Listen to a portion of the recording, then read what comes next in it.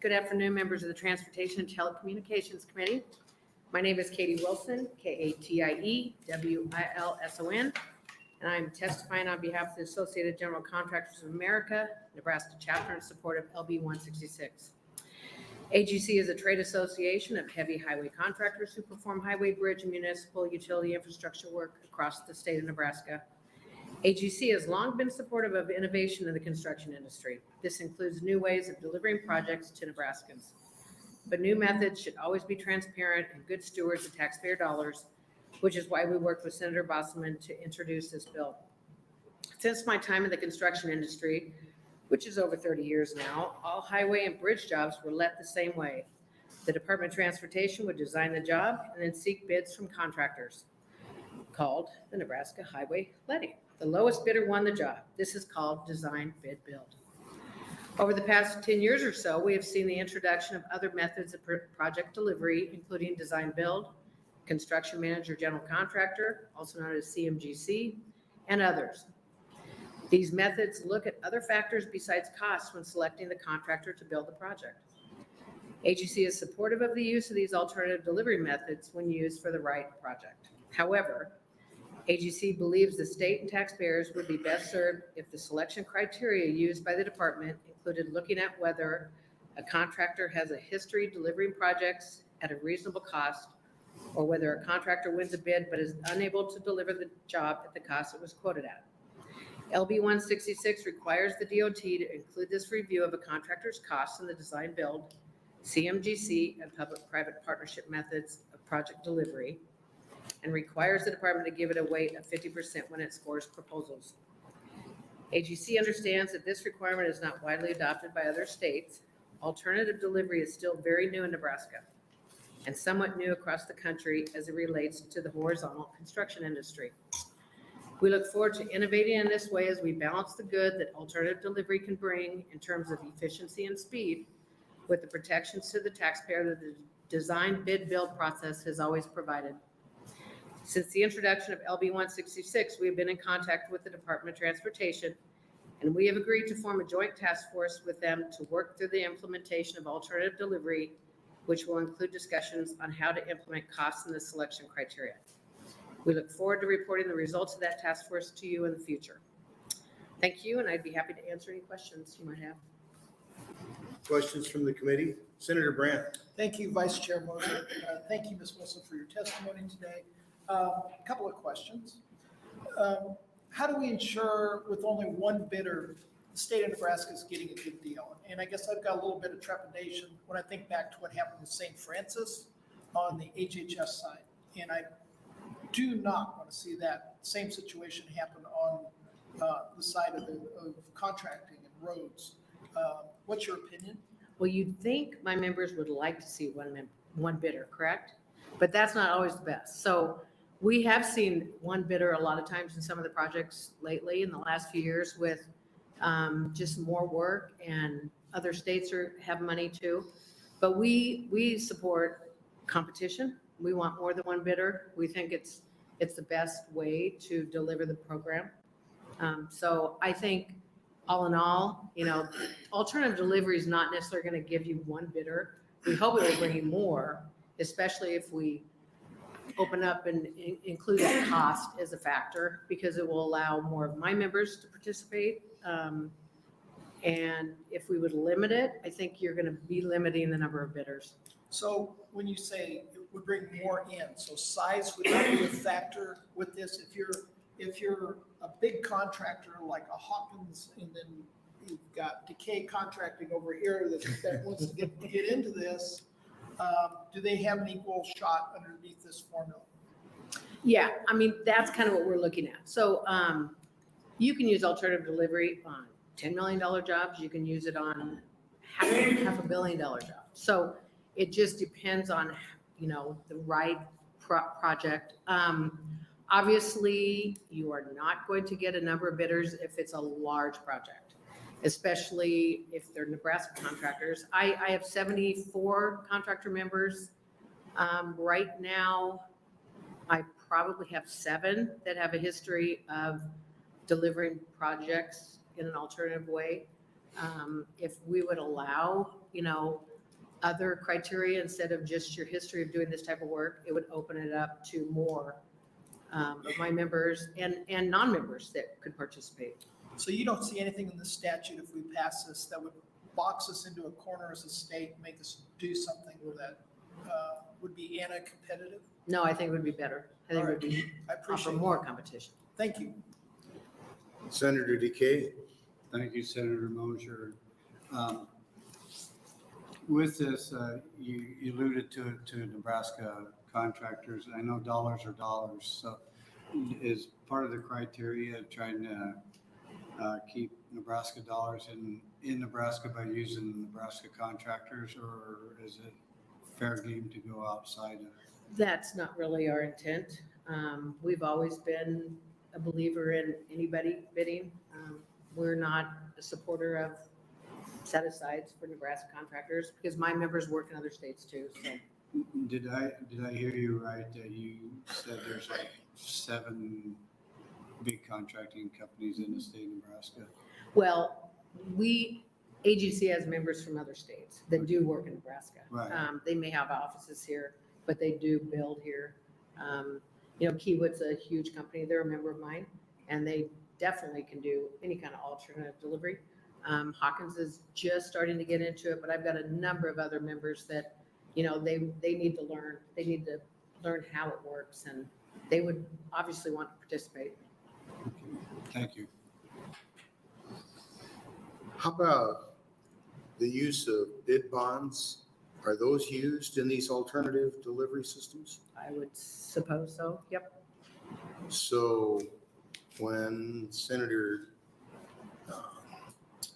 Brandt, didn't think of his name fast enough, asked about getting into a situation where you have somebody who gets the bid and then they can't deliver, the bid bond could cover that. And the bonding company's not going to bond somebody who's not capable of building the project, right? Well, bid bond and a performance bond are different things. So typically the performance bond will kick in if somebody fails to deliver. A lot of times, you've heard horror stories and there's lots of changes that happen in a project, and the bond is not going to help with that. So that happens today. We have change orders, there's no doubt. But, sometimes it just depends on how it's managed, and the contract would state how they bid it and things like that. So that's kind of what we're more concerned with. Okay, thank you. Greetings. Would you like to ID yourself? Self-identification. Senator Michaela Kavanaugh, District 6, West Central Omaha, Douglas County. Thank you. Can I introduce myself then? Did I pass you up? I wasn't in here at the Go start. ahead. Barry Decay, District 40, Cedar, Knox, Holt, Antelope, northern part of Pierce, and most of Dixon County. So Sorry about that, Senator. not a problem. Okay, thank you for your testimony. Bet. Anybody else here to speak in support of this? Any other supporters for 166? Okay, is there anybody to speak against LB 166? Opponents?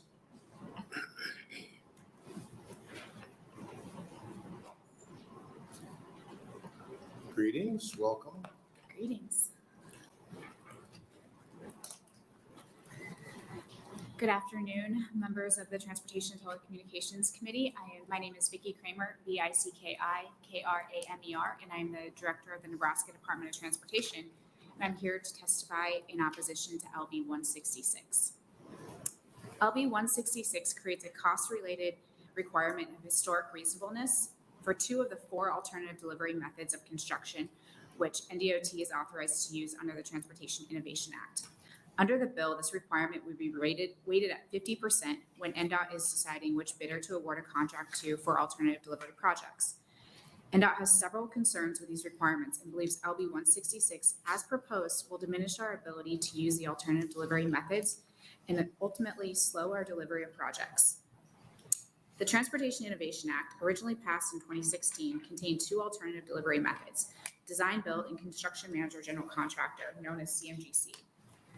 In 2002, 2022. 2 alternative delivery methods were added via LB 116, progressive design build and public-private partnerships. Currently, historical reasonableness does not exist or does exist for the design build and progressive design build methods. We have concerns with this criteria since the passage of LB 1016, which only amplified by the provisions in LB 166, which would expand to CMGC and P3 projects. First, we're concerned by the vagueness of the language of historic reasonableness, and are concerned it will lead to disputes with stakeholders and possibly litigation based on proposed comparison of costs. It is not on the same project, but different unrelated projects, making it difficult to determine if a comparison is reasonable. For example, how long of a period is historic? How many projects would need to be compared? What is reasonableness beyond being a lowest possible bid? Is the higher cost reasonable if it does include added safety protections or higher quality materials? What if there's additional work that needs to be done on the scope for different site conditions? What if previous projects were completed ahead of schedule? What is this worth? This bill does not explain how NDOT will determine if the information necessary to properly evaluate reasonableness of costs and expenses of bidding and completing projects, let alone how to collect and evaluate such information. Even if we did come up with historical reasonableness formula, we'd have a hard time defending our formula in courts. Another key concern is how NDOT would rate the reasonableness of a cost when bidders or proposers have not completed or not competed on similar projects in the past, which is especially an issue for out-of-state contractors. This can create an issue for federal funding, as we are not allowed to set practices that discourage competition from out-of-state contractors. Therefore, we would either need to sacrifice the use of alternative delivery methods and the efficiencies they bring, or lose out on federal funding, which we are relying on for the completion of program projects such as the expressway system. NDOT would like to utilize as many tools as possible, tools this body has given us, and we are concerned this bill prevents us from moving as efficiently as we'd like.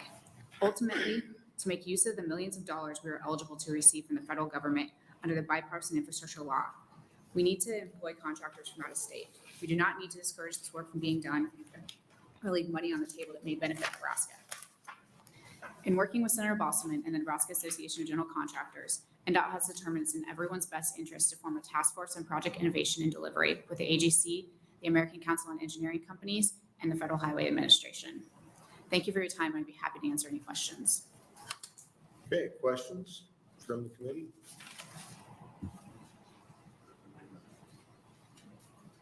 How about my question about performance bonds or bid bonds? Does the use of those still apply to these alternative forms of bidding? If the contractor wishes to use them, yes. I think the bigger question that was posed was, and I think some of the topics that were brought up from AGC, is if this helps with projects that would be at risk for completion if a contractor wasn't able to complete them if they didn't have the experience to. And I think it's important to know how these projects are actually procured. And understanding CMGC and progressive design build, you have an off-ramping capability. So essentially with costs, you're selecting the best qualified contractor in the first stage. And we'll get into that in the next bill of how we select them. But then you're moving through the development of the project so everybody's on the same page so that you mitigate any risk of that contractor potentially not being able to deliver that project. You're aware of that as you're moving through the development of the project during pre-construction. Only when you get to an agreed upon GMP in an actual way that you're going to deliver it do you move forward with the procurement of the construction. So there already are places within the procurement structure, there's already mitigations in place to make sure that that doesn't happen, that the contractor is able to deliver the project. All right, thank you. Other questions? Senator DeKay. Thank you. Thank you, Ms. Kramer. I'm looking at the last paragraph of your testimony. You're working with Senator Bostelman and AGC, one coming in opposed and one coming in supportive of this bill. What's the differences or changes that need to be made to make this compatible for everybody? I do not believe in using cost as a requirement of alternative delivery. I'll be on the record as saying that. That's why I oppose this. I do believe that we can benefit from working together to understand alternative delivery and how it can be implemented. I think we owe AGC and the ACEC better information and transparency to this body and to others on how we're going to use the models. I think the education component has been lacking. And so my hope is that the contractor community will better understand how the projects are procured so that they understand that it's actually not in everybody's best interest and you lose the best value approach when you consider cost at 50%. Okay, thank you. Thank you for your testimony then. Thank you. Anybody else to speak against LB 166 in opposition? Is anyone here to speak in the neutral on LB 166?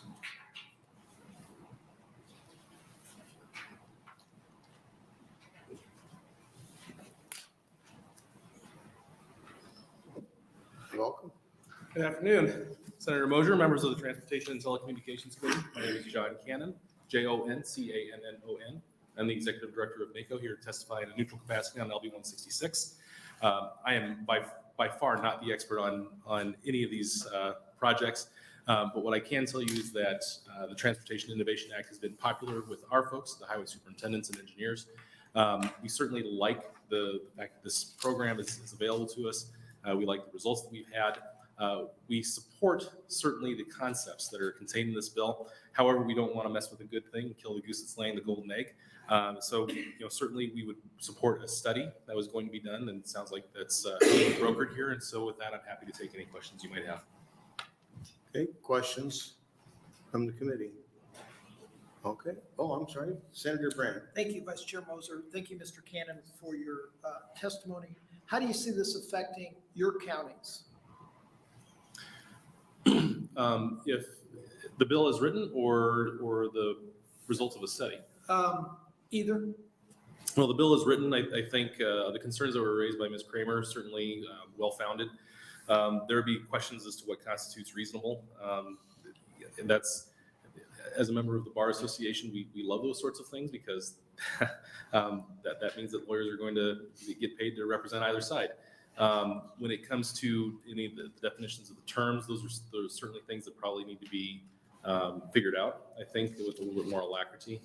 As far as the results of the study, I think that to the extent that AGC, DOT, any other stakeholders are able to come to a conclusion that's going to be best serving the good people of the great state of Nebraska, that is all to the good. And frankly, we share the same interests as both of those parties. We want to make sure that our roads and bridges are being completed and they're safe and well maintained. And so I think everyone is kind of pointing in the same direction. I think that a study would probably get us there. But this statute would apply to your county engineers? It can. It will or it can't? I don't know. I don't know. When we had looked at this, we had the conversation in front of the NACO board, and our engineer representative said that this is a good concept. It's something that we would be able to use, and so I'm assuming that's the case. All right. And if you find out, please get back to me. Yes, sir, I will. All right. Thank you. Okay, any other questions? Seeing none, thank you for your testimony. Thank you very much. Anyone else in the neutral? Senator Bostelman, you're recognized to close on your bill. Thank you, Vice Chairman Mosier. First, I want to thank those who came in and testify on this bill today. I appreciate the director's commitment to work with AGC and other parties in setting up a task force to work out a compromise without legislation. Therefore, I'd ask that the committee not advance the bill on the condition that NDOT continues to work with the interested parties. Thank you. Questions for the introducer? Okay, thank you very much. We had no correspondence on this bill, either in support or opposition or neutral. So that'll bring us to our next bill.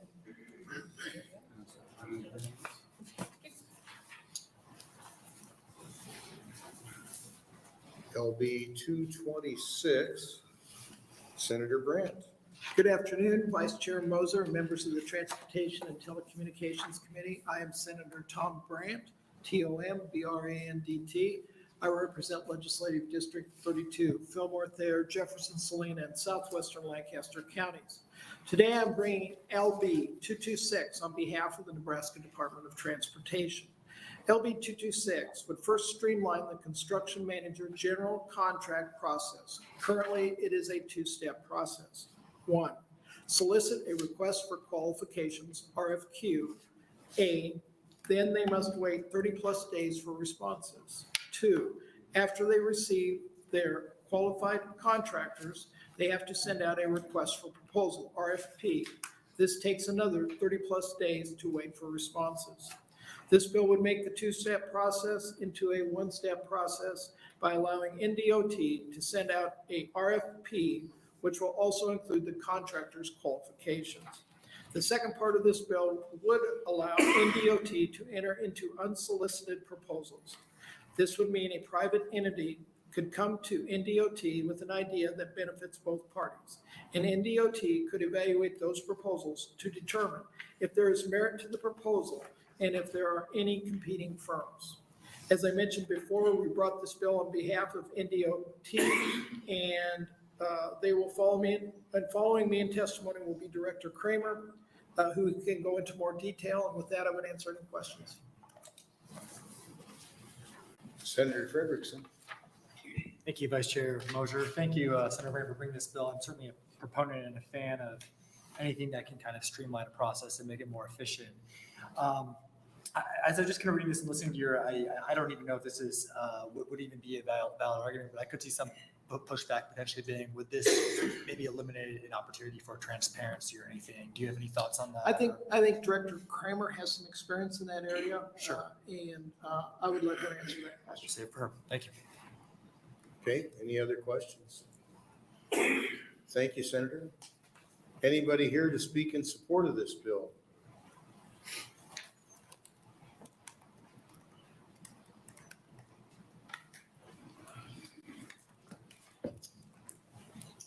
Welcome once again. Thank you. Good afternoon, Vice Chairman Mosier and members of the Transportation and Telecommunications Committee. My name is Vicki Kramer, V-I-C-K-I-K-R-A-M-E-R, and I'm the Director of the Nebraska Department of Transportation. I come before you today in support of LB 226. For the last 6 years, the department has worked closely with the legislature to streamline the project process in order to mitigate risk and create more reliability around project schedule and budget certainty. The intent of LB 226 is to capitalize on best practices and streamline the procurement process while still promoting a best value approach. The first provision of LB 226 relates to an alternative contracting method called Construction Manager General Contractor, or CMGC, that adds value to project delivery through early contractor engagement, meaning the department hires a contractor to provide feedback on design phase prior to construction. This also allows for several benefits, such as improving design quality and budget. NDOT was granted CMGC contracting authority with the passage of the Transportation Innovation Act in 2016. At that time, NDOT proposed a two-step method for selecting a contractor. Step 1 is to solicit requests for qualifications or an RFQ, then wait 30 to 60 days or more for responses and evaluation. After receiving these and evaluating, we move to step 2, where we send out a request for proposals or a shortlist to qualified contractors from step 1, then wait 30 days or more for responses. As NDOT's researched further and studied other states, it was determined that the one-step process could achieve the same results in a more efficient way. Thus, NDOT is proposing a revision to the Transportation Innovation Act to allow the option of a one-step process when NDOT feels it best suited to a particular project. Under the proposal in LB 226, NDOT will be able to solicit an RFP, which will include the request for the contractor's qualifications. Ultimately, the benefit of a one-step process is time. Most states now utilize this one-step process for their CMGC contract to solicitation. NDOT would like to have this option and will revise its guidelines to provide more details as to when the one-step approach will be utilized. During the 2022 session, Senator Walz introduced and the legislature passed LB 1016, which authorized NDOT to seek out and enter into public-private partnerships for infrastructure projects under the Transportation Innovation Act. This authorization gives NDOT flexibility to work with a private entity when such partnerships is in the best interest of the project and the public. LB 1016 required NDOT to promulgate a rule and regulation outlining the process for soliciting and evaluating proposals before entering into contracts with a private partner. However, one issue that arose that was not covered by LB 1016 is when a private partner comes to NDOT with an unsolicited proposal that may benefit the public. While NDOT may find such a proposal beneficial, we feel express statutory authorization to evaluate and enter into these unsolicited partnership proposals is necessary. Once express statutory authorization is provided, NDOT can develop a process to fairly and equitably evaluate such proposals. There are two key conditions found in the language of LB 226 that would allow NDOT to contract for such a proposal. First, the department must determine there is sufficient merit in the proposal, and that is a good idea that would bring value to the department and the state as a whole. Second, NDOT would only move forward with providing reasonable opportunity for other entities to submit competing proposals. This means we would reach out to other interested parties to see if they have comparable products or processes, ensuring competition is preserved.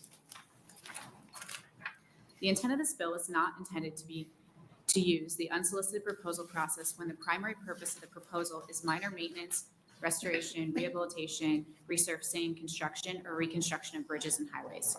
With legislative authorization through LB 226, NDOT would be able to put in place transparent guidelines for considering these opportunities based on programs such as Arizona DOT's program, which currently allows for unsolicited P3s. In closing, LB 226 would provide NDOT with flexibility that will help us to be more efficient in our project delivery processes and provide added value to taxpayers by allowing NDOT to enter into agreements that we may not have been aware of prior to request by a private entity. Thank you for your time, and I'm happy to answer any questions. Are there any questions from the committee? Senator Kavanaugh. Thank you. Thank you for being here, Director Kramer. Can you give me an example of an unsolicited proposal, what that would be? So I'd rather in generic standpoint. So it's clear, and we want to make sure that these are more of the ITS, so your intelligent transportation systems, your potential aeronautics proposals. They're not your typical roads and bridges types projects. So we obviously have a system in place that connects our roadways, that allows for safer transportation through technology. We look at those opportunities, and a lot of that innovation is driven by private enterprise. And so having the ability to listen to those providers and potentially program an unsolicited solution that they bring to us would be helpful. So in terms of best practices, we see Arizona, Colorado, Minnesota, and others really start to look at unsolicited proposals having a benefit on ITS projects. So currently, what does it mean to be unsolicited versus solicited? So an unsolicited would be if you have a technology provider or someone that has a stake in transportation, brings a solution to the DOT for a problem that we may not have completely fleshed out yet. And they can't currently do that? They can't. I can't take that proposal and then program it in. It would essentially, then I'm taking their specific guidance and then soliciting a proposal around it, which is actually more unfair than doing an unsolicited. So through an unsolicited, what I would do is I would take that proposal that they are, open it up for equitable competition, meaning I would say, here is what we currently have. We do active outreach to say, this is what we're seeking a solution for based on this information. We're also looking at Arizona, for example, has a requirement to pay for such evaluation of a proposal. So it would mean that the department spends maybe 6 months looking into the potential option that is being given to us or being solicited from us, and then we would move forward with it and be paid by the private entity. Okay, thank you. Any other questions? Senator Bostelman. Thank you, Chairman Geis. What's the dollar threshold on unsolicited proposals? I think we set that. We have not come to a conclusion on this one. We've set it whenever we move forward. Again, I think it matters on the type of project we set. It's not on roads and bridges. I can be clear with that and on the record with that. We are looking at it in terms of more technology-based, innovation-driven type. Are you talking about broadband deployment? It could be So where's the funds for broadband deployment come from? BEAD under the infrastructure. If it comes to the DOT, it would be under BEAD, which is the IIJ program for broadband. So not roads and bridges funds, but broadband funds. That would have to go through broadband office. Yes, absolutely. Yeah, the broadband office have to approve. I think it's interesting DOT wants to do that now because we've been after them for 6 years until they fiber when they build, they've refused. So, I mean, it's positive to hear that they're willing to build broadband with that. The other question I have is other interested parties. How do we know who those other interested parties are? So this is where we have something, we've got some opportunity to learn on how other states actually push out their information. We would probably have to set up a website is where my initial reaction is. and we would seek out, okay, if we have a technology provider come to us with solution A, who else is in this space providing answers to solution A, and actively seek out those interested parties. Yeah, I guess the challenge is to understand how someone is going to know what someone else is going to bring to DOT.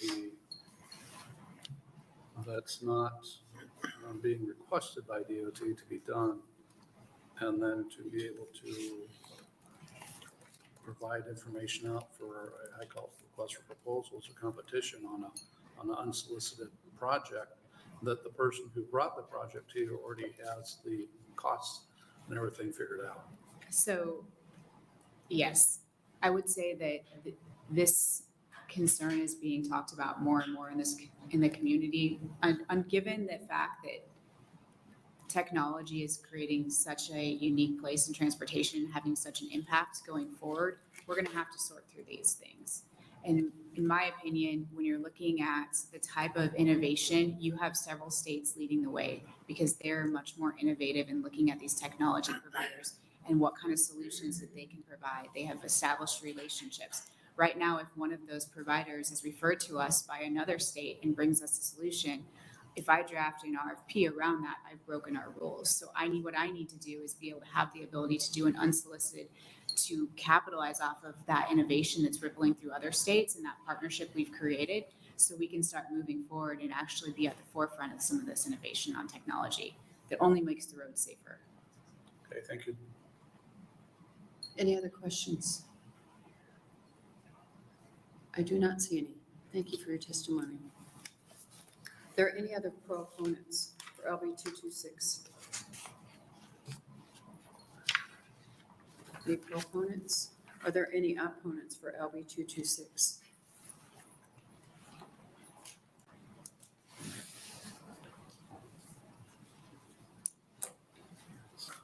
Good afternoon. Good afternoon, members of the Transportation and Telecommunications Committee. My name is Katie Wilson, Katiewilson, and I'm testifying on behalf of the Associated General Contractors of America, Nebraska chapter, in opposition of LB 226 as it's presented today. AGC is a trade association of heavy highway contractors who perform heavy highway, bridge, and municipal utility infrastructure work across the state. AGC has long been supportive of innovation in the construction industry. This includes new ways of delivering projects to Nebraskans, but new methods should always be transparent and good stewards of the taxpayers' dollars.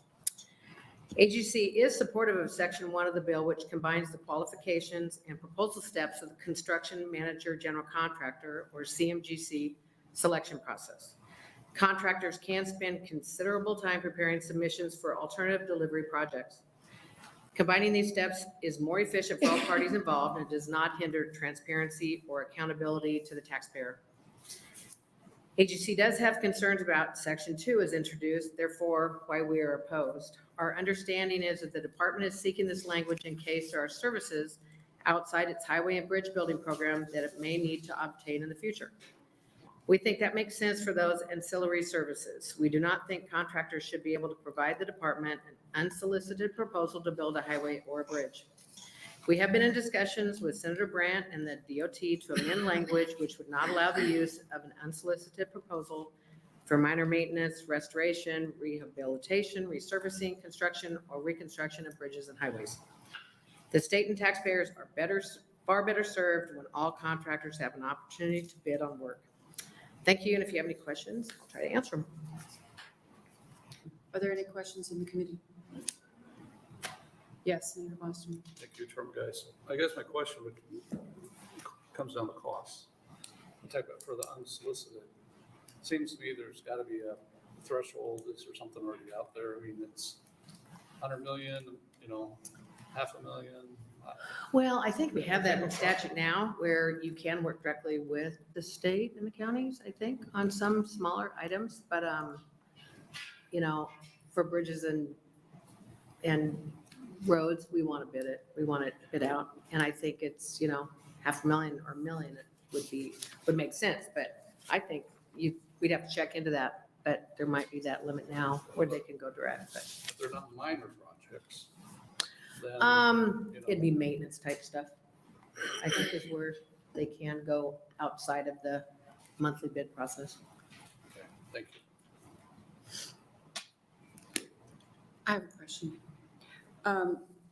So this is not intended to be used for minor maintenance, restoration, rehabilitation, resurfacing, all of that. So what do you do that's not that? Major or? No, we do all those things. Restoration, preservation, new highways, all of it. I mean, that's what construction and bridge, Okay, that's what my members do. okay. Thank you.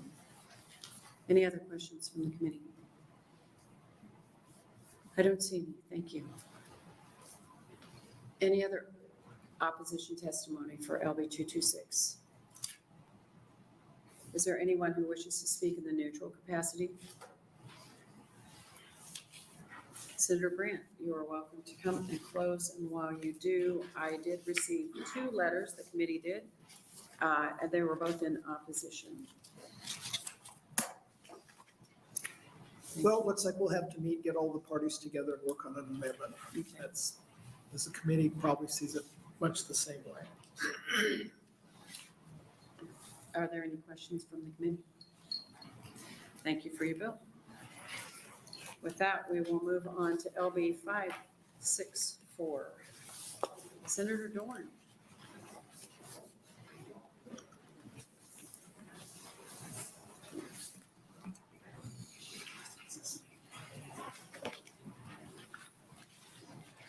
Welcome to the Transportation and Telecommunications Committee. I don't think we've seen you this year. Yes, not very often here because we've been in the other committee or whatever. So, yes, thank you for letting me be here today. Sure. Good afternoon, members of the Transportation Committee, Senator Geis, and fellow members. My name is Myron Dorn, MYRON, DORN, and I represent District 30. I'm here to open an ILB 564. This idea was brought to me by the dairy producers to expand on the Economic Opportunity Program, which was adopted in 2016, and in 5 years, the 5 years, the program has been running and has seen a good return on state dollars. We all know that if we want great economic opportunities, we need to have a great transportation infrastructure. I've given you a handout with the statistics of the program and the state's investment in transportation improvements. Your chart shows 11 projects in yellow that have been completed with private investments of $1.4 billion and the state investment of $4.4 million. On the map, I have marked 3 projects. I have also printed out an additional sheet showing 3 different projects and how diverse they are with the economic impact. It is obvious that this program spurs investment all across the state. So now comes LB 564. It is pretty straightforward.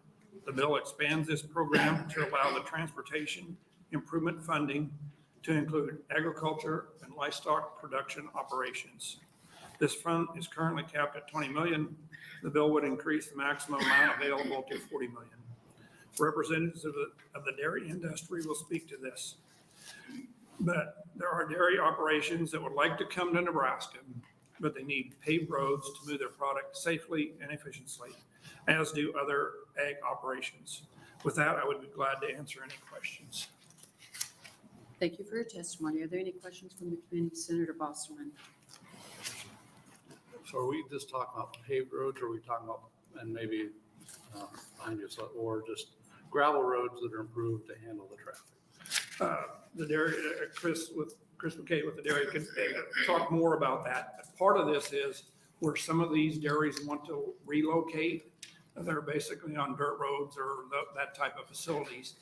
They cannot, or they will not be operating out there without some improvement to those roads. It depends on what type of volume they have, depends on how big they are, on how much trucks are going in and out. Yeah. I appreciate that completely because we have a lot of chicken barns in my district and roads and, dare I say, county bridges are in disrepair and closed, and we don't have a way to fix those bridges right now. So I appreciate it. Thank you. Any other questions? I have one for you. I hope this isn't a dumb question, but I'm going to risk it. Is this 40 million biannually, or is it a $40 million? I know it's a cap, but can that be reached biannually, or is it a one-time, you reach it and it's done? That will let Chris answer that Okay. one later on. I do not have a good answer for you. This program was originally set up with that $20 million, and it shows what economic impact it had using those out there in projects. But I do not, we will get that. When I Okay. come back up in my closing, we'll have an answer for you. Okay, If great, Chris thank doesn't. you. Okay, thank you. Oh, Maybe Senator Brandt knows. Grant, I'm sorry Thank about you. that. Thank you, Chairwoman, guys. Thank you, Senator Dorn, for bringing this bill. I think you and I are probably some of the few livestock producers in the body. So NDOT administers these funds or DED does? Do you know?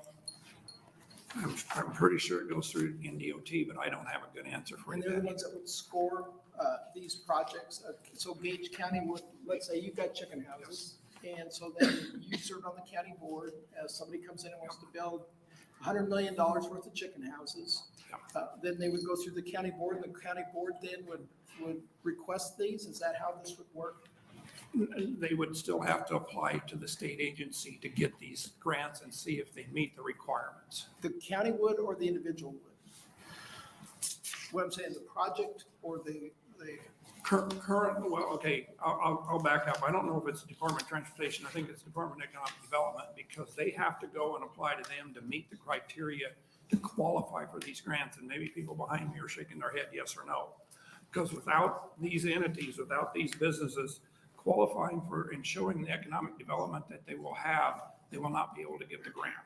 Okay, but these grants are basically going to Gage County to improve a Gage County road that they would be Yes, responsible to it is maintain. for those specific projects.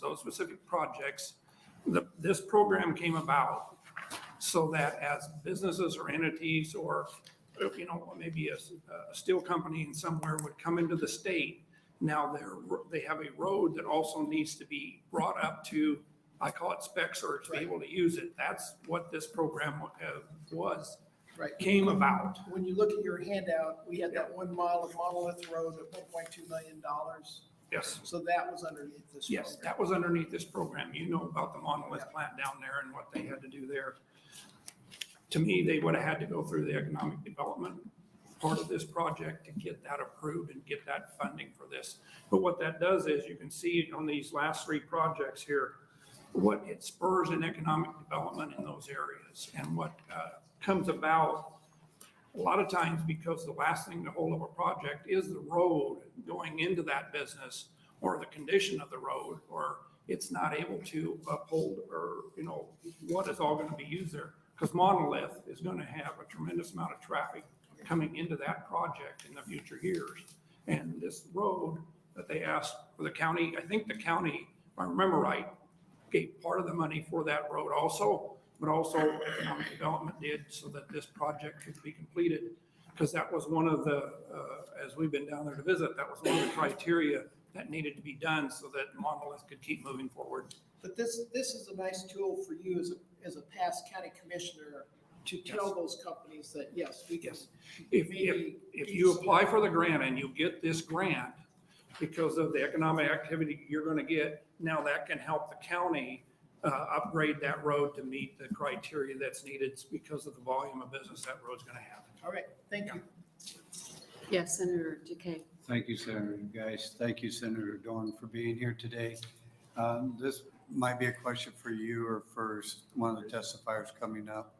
When it comes to the criteria for building chicken barn or whatever, with the county zoning commission, does that, with the repair of the roads or the condition of the roads, does that play into any of the decisions if they're going to zone for a project like that or not? In my experiences on the county board, that is part of the criteria that you go through to build it. But it doesn't necessarily mean that the county is going to upgrade that road, or the people doing the chicken barns or anything like that. That, and in my experience in Gage County, that was all part of the discussion of how much will need to be done or how much will need to be improved. this is one opportunity now where they'll have to apply for a grant that maybe could help with that. They still have to show a certain amount of economic return on this to be able to get this. This doesn't mean that they'll automatically get it, but here's an opportunity that in the past, they excluded the specific wording for agriculture use. It was for other economic businesses like, a steel mill or something like that, that was why this was. And when this bill came about, they specifically, one of the things that they listed or did not list was agriculture being able to use this also. Chris will tell you that there are, if things wouldn't work out right, there may be some dairy operations that will come into our state, that this is one of the things they look at. How are you going to help us, or what economic benefit will we have if we move there? And, upgrading the road so that now the trucks just don't get stuck going in and out would be a critical part of this. Thank you. Appreciate it. Are there any other questions on the committee?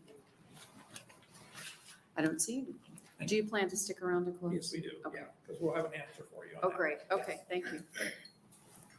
The next proponent, are there any proponents for LB 564?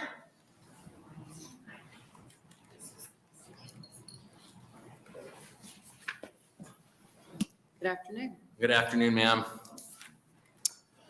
Members of the Transportation Telecommunications Committee, good afternoon. My name is Chris Bosquet, spelled KRISBOUSQUET, and I serve as the Executive Director of the Nebraska State Dairy Association, and I'm here testifying in support on Senator Dorn's LB 564 on behalf of the Ag Leaders Working Group, which consists of the Nebraska State Dairy Association, Nebraska Cattlemen, Nebraska Farm Bureau, Nebraska Corn Growers, Nebraska Soybean Association, Renewable Fuels Nebraska, Nebraska Wheat Growers Association, Nebraska Poultry Association, and Nebraska Pork Producers Association. Our collective membership represents almost every farmer, dairyman, or rancher in the state of Nebraska. The Department of Transportation's Economic Opportunity Program is a great tool for communities to overcome economic development obstacles that they cannot afford. This program is a cost share between the county applicant and the state to build critical transportation infrastructure to support economic development. To be eligible for this program, the county must prove that the project demonstrates economic benefit to Nebraska and provide 25% of the total eligible transportation project costs, but the program also recognizes in-kind contributions. The program has been utilized to build rail spurs, pave county roads, build turn lanes, or improve county roads to meet project capabilities. Department of Transportation has the authority to spend $20 million in the Transportation Innovation Bank Fund throughout the life of the program, which is scheduled to sunset in 2033. The DOT budgets $1 to $1.5 million per year to qualifying projects to ensure that the program has funding available until that 2033 project or 2033 sunset. LB 564 increases funding available to this program by an additional $20 million over the remaining life of the program, and for good reason. The program has met or exceeded the budget set forth by the DOT in 2020, 2021, and 2022, and is looking like it will exceed it again this year. You may have noticed that beyond the request for additional funding, Senator Dorn also included the language to include livestock production and processing as qualifying projects. We thank Senator Dorn for doing this because DOT utilizes the Department of Economic Development's targeted industries designation as one of the determining factors for qualification. Targeted industries are agribusiness, food processing, biosciences, advanced manufacturing, renewable energy, financial services, IT and data services, health and medical services, business services, transportation and logistics, and call center and e-commerce. You'll notice that livestock production is not included in the DED targeted industry, but agribusiness is. Unfortunately, livestock production projects have been disqualified in the past because they do not align with the definition of agribusiness. Including the words livestock production and processing in the bill eliminates the gray area and ensures that livestock producers will have access to the program. This is important because of the significant growth we are seeing in the livestock sector. Nebraska has substantial development projects across our state in beef, pork, poultry, and in dairy, and which would be significant long-term economic drivers to rural Nebraska. Specifically speaking about dairy, we're currently growing and expecting to continue to grow over the next 5 to 10 years, which would be incredible for the state's economic stability. So for example, a dairy farm costs about $8,000 to $10,000 per cow to build. So if you build a 10,000 cow dairy, you're looking at a $100 million investment in rural Nebraska, which we think is pretty substantial. And then overall, recruiting a large dairy processor to the state, the University of Nebraska has found that it'll bring roughly $1.7 billion worth of annual economic return back to the state of Nebraska. Long story short, we have significant opportunities in livestock growth, and LB 564 will not only help counties bring economic vitality back to Main Street, but it'll help them overcome infrastructure demands of economic development that often disqualifies them for the opportunity. We urge the committee to move this bill forward, and I'd be happy to answer any questions that you might have. Thank you for your testimony. Yes, ma'am. I think you answered my question in that testimony. Okay. Are there any questions in the committee? Senator Decay. Thank you, Chris, for being here. What's the long-term plan and how many, say, 10,000 cow dairies are there potentially coming into the state, or do you? Yeah, so, I hate to even really tie a number to it because everybody's operation is different. With this growth, we're going to see 50 cow dairies and 100 cow dairies. And so that's an amazing opportunity for our industry to grow. But,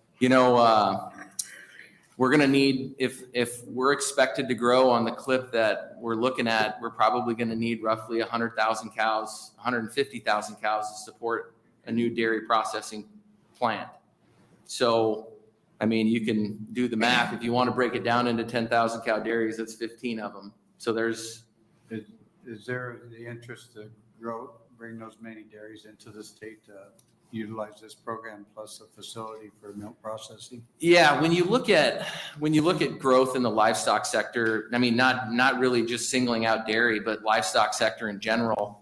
When you're building any type of livestock facilities, you want to be respectful of your neighbors, and so a lot of times these facilities are going to be built on minimum maintenance roads, which makes a lot of sense. But unfortunately, if they're built on a minimum maintenance road that's far away from neighbors, you're going to have to bring that road up to par to help facilitate that growth. And, I don't think, I think the landowner is, whoever builds the facility is more than happy to chip in, but it's also nice due to the factor that it's getting extremely competitive to recruit dairy farms today. I think that it'll help us not only recruit a processor, but it'll help us recruit those farms as well. Thank you. Yes, sir. Senator Bostelman. Thank you, Chairman Geis. Elimination, curious why you eliminated the reporting on, in the bill, the details of the program that was supposed to have a report come to appropriations in this committee on December 1, 2016. Do you know why that is? No clue. Can you restate that? So, yeah, on the bill, in the bill, it says the details of the program shall be presented to the Appropriations Committee and the Transportation Telecommunications Committee of the Legislature on or before December 1, 2016. That's stricken. That language. No idea. Maybe because it's out of date. I don't know. Maybe we need to put a different. That would make sense. Yeah. And here I see, and here it says it terminates 2033. That's when the program sunsets. As it currently does. Correct. How much of the 20 million has been utilized? So I believe to date, 6.5 million has been utilized. So there's, quick math, what is that, 13? Okay. All right, thank you. Yes, sir. Yes, Senator Brandt. Thank you, Chairwoman, guys. Thank you, Mr. Bosque, for your knowledgeable dairy discussion here. The way the bill is written, somebody has to kick in 75%. Is that usually the county, or if a new dairy comes in, $100 million investment, do they graciously tell these rural counties where we don't have any extra money that they'll kick in the 75%? How does that work?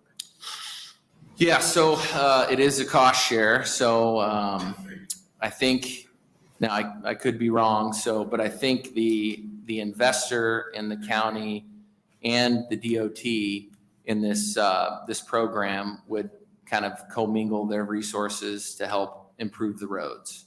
But I do know that the matching of this program, depending on how the project scores, the DOT could chip in more. You know, right now they only budget $1 million to $1.5 million a year. But in talking with Jared Walker, who's their staff person that runs this program, the DOT has given them, or the director has given them full range to go above and beyond that budget requirement every year. If the project, the economic development project, meet or exceeds their scoring rubric. And then I don't know if you can answer this or not, but do the standards have to be to state highway and federal standards on any construction, or can it simply be to county standards? That's a good question. That might be a good question for the DOT. I'd be happy to work with them to get you an answer on that, though. All right, thank you. Yes, sir.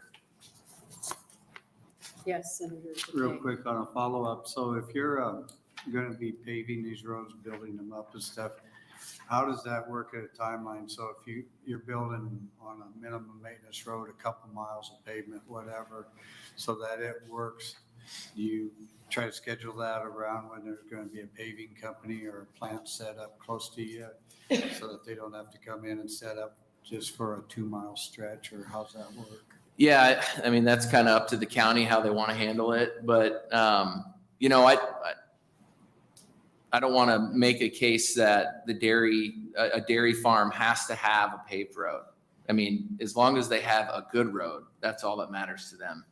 So whatever, cost-effective way that the parties work together to meet that goal is just fine with the producer.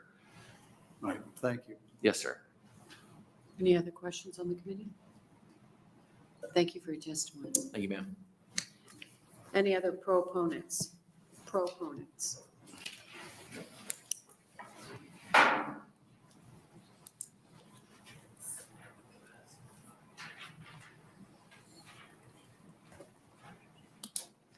Good afternoon. Good afternoon, Chairwoman Geist, members of the Transportation and Telecommunications Committee. My name is John Cannon, Joncannon. I'm the Executive Director of NACO, here to testify in support of LB 564. Thanks to Senator Dorn for bringing this. This is a program that we're especially pleased with. This double state funding to counties under the program. And anytime that we have a program that's popular, that's going to double its funding, we're certainly going to be in support of that. It's a cost share with counties to finance transportation, attract and support new businesses to include livestock production. And I'm glad that we added that term in there to, as the prior testifier, Mr. Bousquet, had mentioned, just clarifies a gray area that had been there. I know that there are a number of counties, particularly out west, that they're looking at the various ways that they can become livestock friendly. And so if you have a county where you're going to have a feedlot where you double your production from 10 to 20,000 head, you got to build up the roads. And so this is a program that really helps with that sort of thing.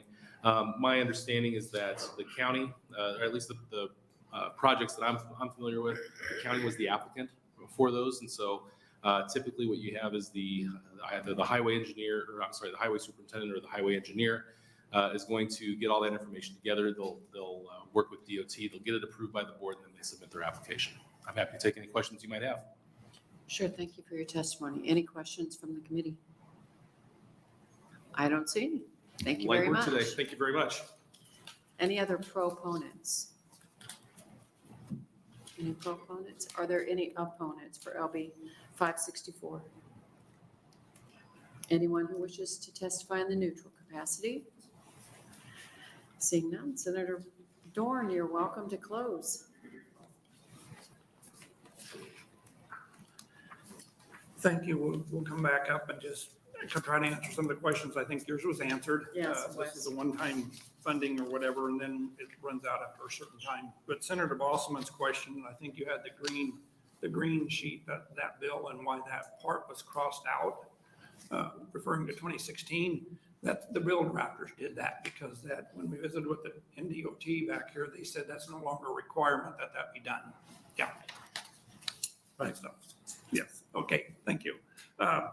You know, the public entity, the city, the counties, or the MPOs can apply for these funds.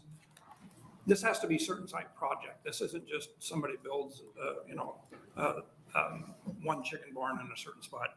So the criteria would still have to be met. They look at whether or not the economic opportunity and the economic impact it's bringing is going to be worth the investment or not. So it's not something that just you automatically apply for and you get.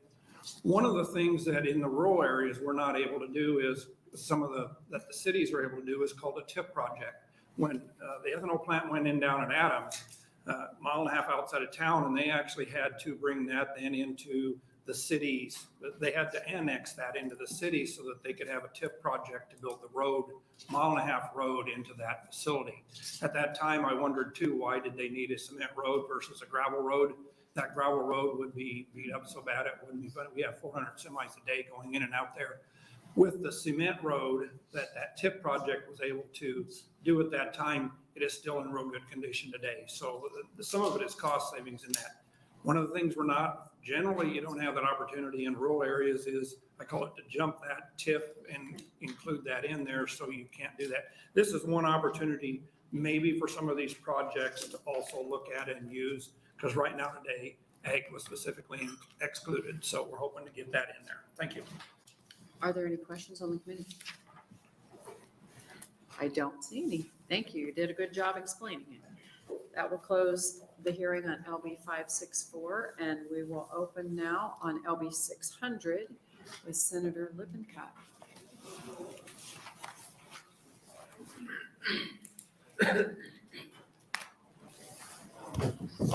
Good afternoon. Good afternoon, Chairman Geist and members of the Transportation Telecommunications Committee. For the record, my name is Lauren Lippincott. Lauren is L-O-R-E-N, Lippincott is L-I-P-P-I-N-C-O-T-T. And I'm here before you to introduce LB 600. And I am wearing my transportation tie today. We appreciate that. The Economic Opportunity Program began back in 2017 and was funded via the Transportation Innovation Act to spur economic development and attract and support new businesses and business expansion across the state of Nebraska. The program is administered by the Nebraska Department of Transportation in consultation with the Department of Economic Development, and has been a great tool to the communities in our state. To date, Nebraska DOT has granted approximately $6.5 million to various political subdivisions for 18 different projects all across the state. These projects have created over 1,800 jobs and $16.2 billion in economic benefits. 93% of projects have been in rural communities. The Transportation Innovation Act provides a $20 million cap to the Economic Opportunity Program before it sunsets in the year 2033, meaning there's approximately $13.5 million in funds Nebraska DOT can continue to appropriate so long as request for funding continues. However, as the statute is written, the program funds are limited to project improvements to transportation. But LB 600 seeks to further the Economic Opportunity Program's goal of economic development by allowing funds to be used to improve infrastructure for first and second class cities and villages in accordance with their approved redevelopment plans, and will lead to economic development investment. This change will increase the ways in which communities can use funds to improve their economic landscapes. I realize the term infrastructure is a general term that may need to be tightened up, but my intent is for the fund to be used for roads, bridges, sewer, and water systems, and I would invite the committee's input on that. I've heard from Grand Island and many other communities that there's a great need to expand the Economic Opportunity Program to allow for improvements to infrastructure that will lead to increased economic development investment by the private sector. Following my introduction, you will hear from individuals with firsthand knowledge of how these funds will positively impact their communities. Nebraska's prime location between the two coasts, robust transportation network, and inland port potential makes it a perfect location for attracting long-awaited economic development projects. However, these projects need infrastructurally sound investment pieces. Nebraska has been a contender for at least 4 large economic development projects since 2019, 2 of which were lost due to a lack of construction-ready sites. The key to having construction-ready sites is having infrastructure that can support the needs of highly lucrative businesses. Compared to neighboring states, Nebraska is lagging in the development of anywhere from 500 to 1,000 plus acre sites that are needed to attract large employers or regional manufacturing, processing, trade, and logistic hubs. Grand Island has over 12,000 acres of continuous blighted land located on the outskirts of the city. And these acres would be perfect for private investors to establish these hubs and would be a huge economic driver for central Nebraska. However, there is expansive need for infrastructure overhaul to attract these investors, most notably sewer and water to the area. Allowing the Economic Opportunity Funds to be used for infrastructure improvements would improve the physical landscape of these communities and lure companies to these sites.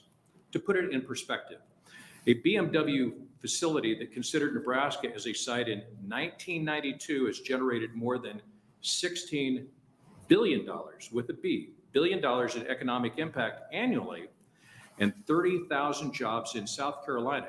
And I remember that site, flying for Delta Airlines. I used to fly over it all the time, and these car factories, huge, lots of jobs, lots of money.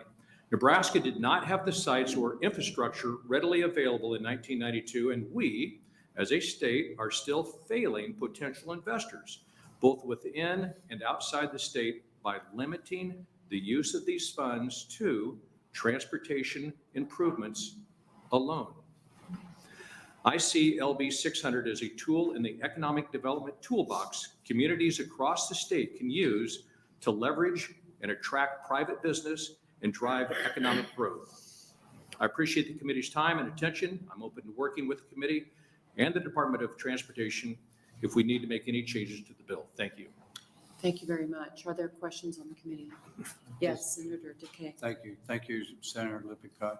Did I hear right in the first part of your testimony that so far there's been a little over $6 million spent and the return on it through economic development's been a little over 16 million? Or Transportation Act provided a $20 million cap. It will sunset in 2033. There's approximately $13.5 million that the Nebraska DOT can continue to appropriate. all right, thank you. Any other questions? May I ask you a question, just so conceptually I kind of understand what you're talking about? So you're looking at large plots of land and just supplying those with sewer and water, and then hoping that those will be occupied by some incoming company that would see that as prime land for whatever their business is. How do you know when maybe, how do you know how much infrastructure to put there? Yep. I think somebody else will testify about that, but I can tell you There is a business on the west side of Grand Island. There's a lot of so-called blighted land, which is not developed. And if we run roads and sewer and water and electricity out to that part of the city, there's a business on the west side of the city that they could employ an additional 1,000 people in the Grand Island area almost as soon as that area is serviced with infrastructure upgrades. Gotcha. So it's not necessarily someone from outside the state, which was kind of what I was thinking. You're trying to lure people into the state. Correct. But you're looking at serving the needs of people within the state. Correct. Okay, And it could actually be both. okay. Like I cited the BMW plant, Mhm. they were looking at Nebraska, didn't take us up on it. So it could be both businesses in the state and from outside the state to move in, but it's jobs is the result. Mhm. And people. Yep, people, correct. Thank you. Any other questions? I don't see any. Do you plan to stick around for closing? Planning to do what? Are you planning to stick around to close? Yes. Okay, thank you. Thank you. Any proponents for LB 600?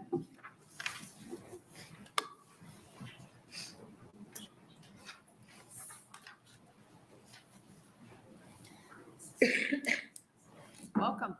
Thank you.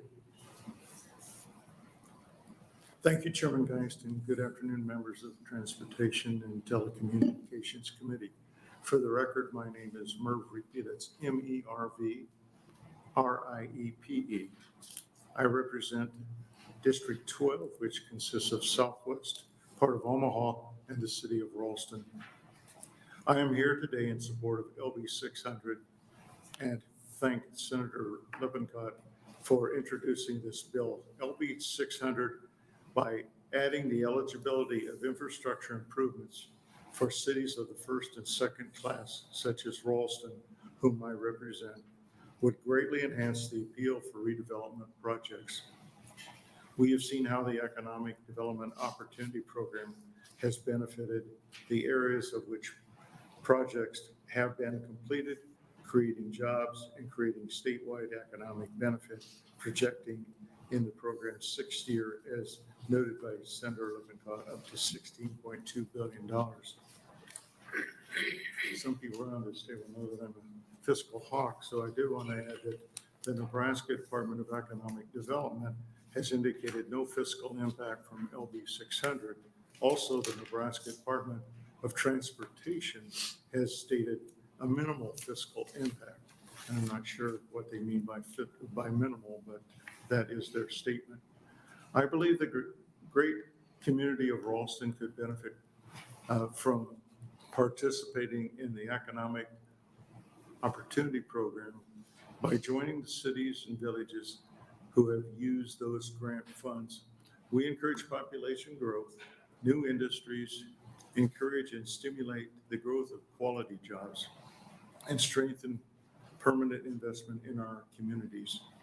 Ralston is a thriving small community in the shadow of Omaha. The Economic Opportunity Program is a part of building on past successes in our city and also a part of our continuation as a vibrant community. Thank you, Chairman Geist and the members of the committee. I would answer the questions that I could. Thank you. Thank you for being here. Are there any questions on the committee?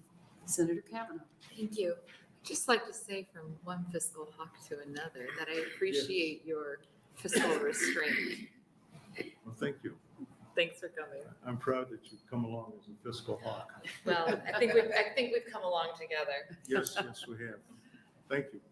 Any other questions on the committee? I don't see any. Thank you for your testimony. Thank you. Any other proponents?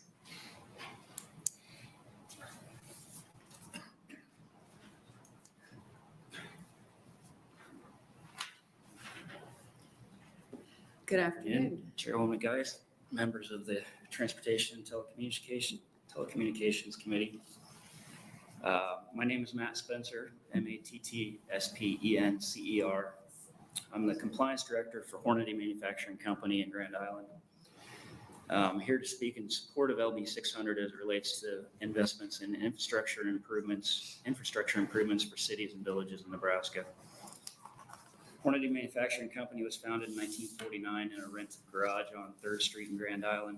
And since that time, the company has grown to employ over 1,100 people on 3 campuses in the Grand Island area and distributes its products to over 80 countries around the world. A significant contribution to that growth was the acquisition of property on the former Cornhusker Army ammunition plant west of Grand Island.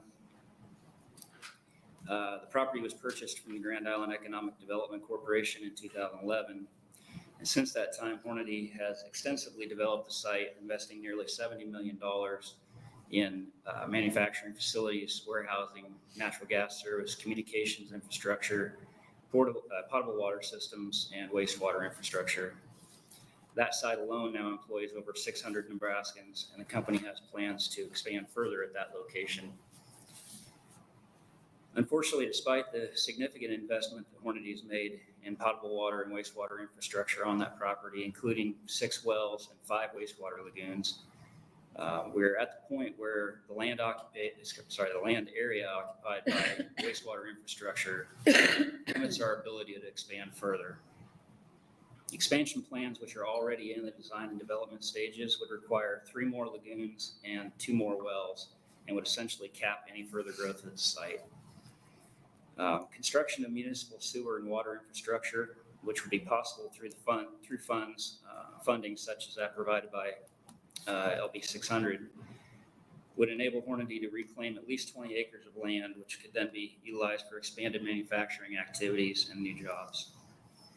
Additionally, the former Cornhusker Army ammunition plant, as well as the corridor linking it to Grand Island, is well suited for development by other industries. It features an existing rail network, including links to both Burlington Northern, Santa Fe, and Union Pacific rail lines, and provides easy access to Interstate 80. Infrastructure improvements to this site would encourage further development and job creation. LB 600 is a tool which can make that happen, and I respectfully ask for your support of this bill. Thanks, and I would be happy to answer any questions. Are there any questions on the committee? Senator Brandt. Thank you, Chairwoman Geist. Thank you, Mr. Spencer, for your testimony today. So this is part of the old ammunition plant, right? Mm-hmm. Is that an EPA waste site? It is. It's been cleaned. It was mainly a water contamination issue. And there are, I believe, at least 5 decontamination wells out there. The one on the property we purchased hasn't operated since, I believe, 1998 because the water was determined to be cleaned up. So, I mean, if we develop this or the state invests money in this, is this the best benefit? I mean, if you were moving to Grand Island, would you locate on a EPA waste site? Is that a fair question? Well, we did. I mean, we purchased the site and we have no issue. Actually, the potable water we source from that site is some of the cleanest water we've seen. And we have no trouble meeting any drinking water requirements. The only restrictions on that entire area that I'm aware of is there's still a restriction of no residential construction on that former Cornhusker Army ammunition plant. But aside from that, I'm not aware of any restrictions. So this would be an industrial, commercial, would be the only thing that could build here. I believe so. All right, thank you.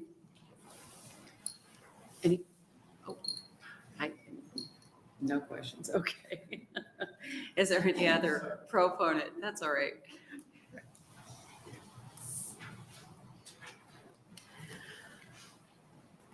Welcome back. It's good to see you. Thank you, Chair Geist and members of the Transportation and Telecommunications Committee. My name is Sue Crawford, SUE-CRAWFORD.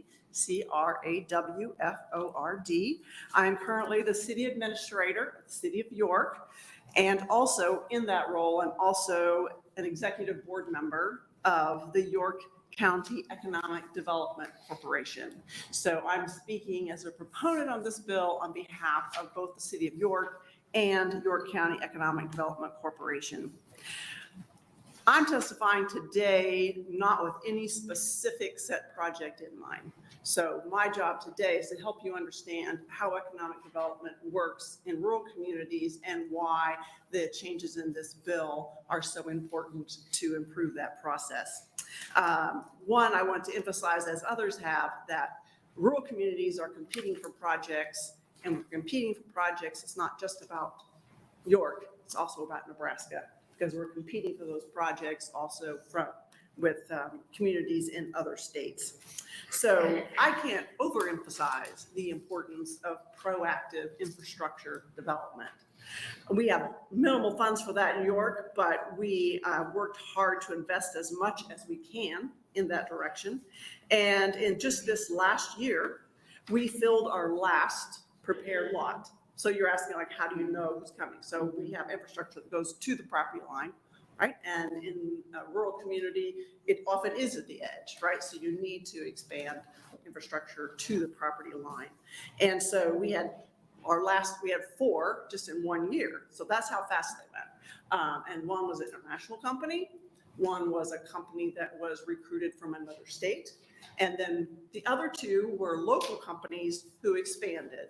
And as you know, an important part of economic development is helping the people who are already invested in Nebraska expand. And so the infrastructure also helps with that kind of development. And that's important to bear in mind. It's not just trying to bring new people in. So 3 main points. 1, the bill, as you've already heard, expands the infrastructure that can be covered. And that is very important in rural communities. We usually do need to expand those water and sewer lines as well as roads and bridges to the property that we expect to be developed. The most important argument, I feel, is that LB 600 allows for proactive infrastructure development. And again, I can't overemphasize how important that is. You don't get on anybody's radar unless you have a lot ready. So it's not enough to have somebody interested and then go get mine. You need to have basic infrastructure at the site to be competitive, and that's very important. That's what this bill would allow. This bill also ties that to redevelopment plans, and so it ties that to a mechanism that has taxpayer accountability. I think that's very valuable. Those redevelopment plans are developed with public input by and approved by elected officials. So there is taxpayer accountability to the proactive part of this tool. And other funds are not readily available for this kind of infrastructure expansion. So York just received less than 1.4 million in ARPA funds, and we're grateful for that. And we're doing great things with water quality and emergency response with that money, but less than 1.5 million won't build very many roads or bridges or major infrastructure developments. The bipartisan infrastructure law has a couple of grants for small communities like York, and we are very fortunate to receive one of those, but those are very narrow grants. So the grant that we received is just for pedestrian infrastructure and sustainability. And that's why we got it, because we entered that kind of project. And there are only 2 communities in Nebraska, York and Lincoln, that received any of those funds. So and theirs is also a public transportation project. So, and then the other main grant that I know of is a Safe Streets grant. And that is really about infrastructure projects that reduce fatalities. So it's not the kind of infrastructure development you would want to do to attract greater investment. So I encourage your support for this bill to help our rural communities in the state of Nebraska compete and keep economic development. Thank you. Thank you for your testimony. Are there any questions on the committee? No, it sounds like great things are happening in York, though. Come on That's exciting. Any other proponents?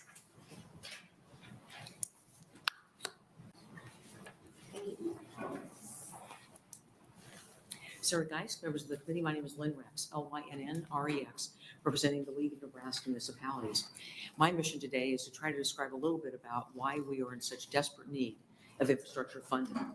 And one of the reasons for that is basically based on the handout that you're getting right now, which goes through the series of cuts that have happened over a period of years to municipalities, to the point that in basically 2011, all of our funds were taken in terms of what was then known as state aid. And just a little brief overview, because I know when you think of state aid, you think of TIOSA, these big massive funds which are legitimate and obviously need to be going to our public schools, no question about that. The concern is though, what is state aid for municipalities? And just very briefly, an overview. I know Senator Mosier is well aware of this. It's only 5, our quote state aid was based on only 5 exemptions. Households, intangibles, livestock, farm equipment, and business inventory. And the legislature then came back and made some adjustments on the sales tax. Those were all legitimate exemptions. There's no question about that. But the dilemma is that the legislature committed to local governments that there would be a dollar for dollar offset. That never happened. So basically in 1967, households and intangibles were exempted, $12.6 million for a government subdivision fund. That later then was merged with what became the personal property tax relief fund when the livestock, farm equipment, and business exemptions were fully in play. And when that happened, local governments in this state lost $250 million. That's not just in valuation, that's actual dollars lost. And if you extrapolate back in 1978 and 1977 when LB 518 passed, what did that mean for local governments? And back then, the Farm Bureau, the new car dealers and others were saying, not to worry, there will not be a shift. We're not going to take your broad base of property taxes and narrow down so that the only people left in the middle will have these high rates, because what we're going to do is give you a dollar for dollar replacement. And of course, those exemptions were important because our ag people, our business people needed to compete with surrounding states. But then Governor Exton said, you know what, we can't afford it. So we're going to cap it at 70 million. The legislature never put an indicator on it, so they couldn't track the valuations. So in 1980, the legislature passed LB 882 to say, okay, well, what we're going to do is we're going to call it the local government fund. We're going to merge those 2 funds together. The governmental subdivision fund of 12.6 million, the personal property tax relief fund of 70 million, only 70 million. And we're going to say that 82.6 million, we're going to call it the local government fund. The Nebraska Supreme Court again said the legislature didn't do it right. You didn't track those valuations, so it's a frozen class. Then what happened in 1982 is that John DeCamp said, with passage of LB 816, we're just going to call it state aid. And so state aid, as you may know it, for municipalities and for counties too, they lost theirs, as did the NRDs, reflects that. We used to have in your handout, you'll see we had a municipal infrastructure redevelopment fund. And as Mayor of Columbus, Senator Mosier, you may remember that affectionately as MRF. And that was a fund that also was eliminated. And the legislature back in the day, when the fiscal crisis was hitting you, said to local governments, please share in these cuts. And when our economy recovers, we will reimburse you. We will do something to try to offset that. And from the municipal side, there has never been 1 penny reimbursed in terms of that lost base. So we're here today to say LB 600 is extremely important. This is an important piece of the puzzle to try to assist municipalities with those types of businesses and locations that will really just, again, leveraging those funds to basically help build a base and also provide important incentives for businesses to locate around Nebraska, because it gives us an opportunity as municipalities to do that. With that, I'm happy to answer any questions you might have. We really appreciate your time today, and we really hope that you'll support in advance LB 600. Thank you for your testimony. Are there any questions on the committee? I do not. Thank you very much. Appreciate it.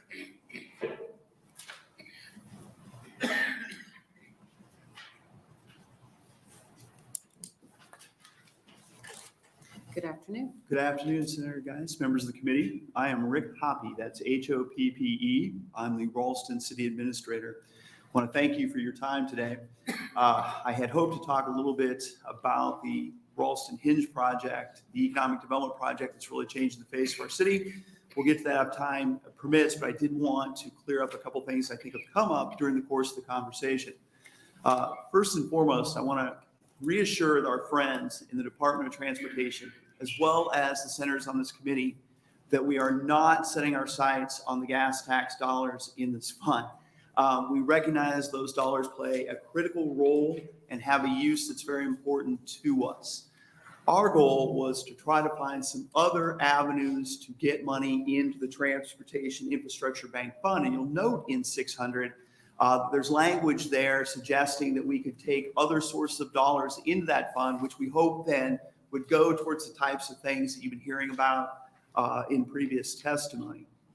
So we're hopeful that if the legislature decides that perhaps it's time to divert some funds to the rainy day fund, some of the federal money has been coming in, some of those one-time places may be a really good thought to have it in the Transportation Infrastructure Bank Fund because the return on investment that we're able to generate in terms of economic development.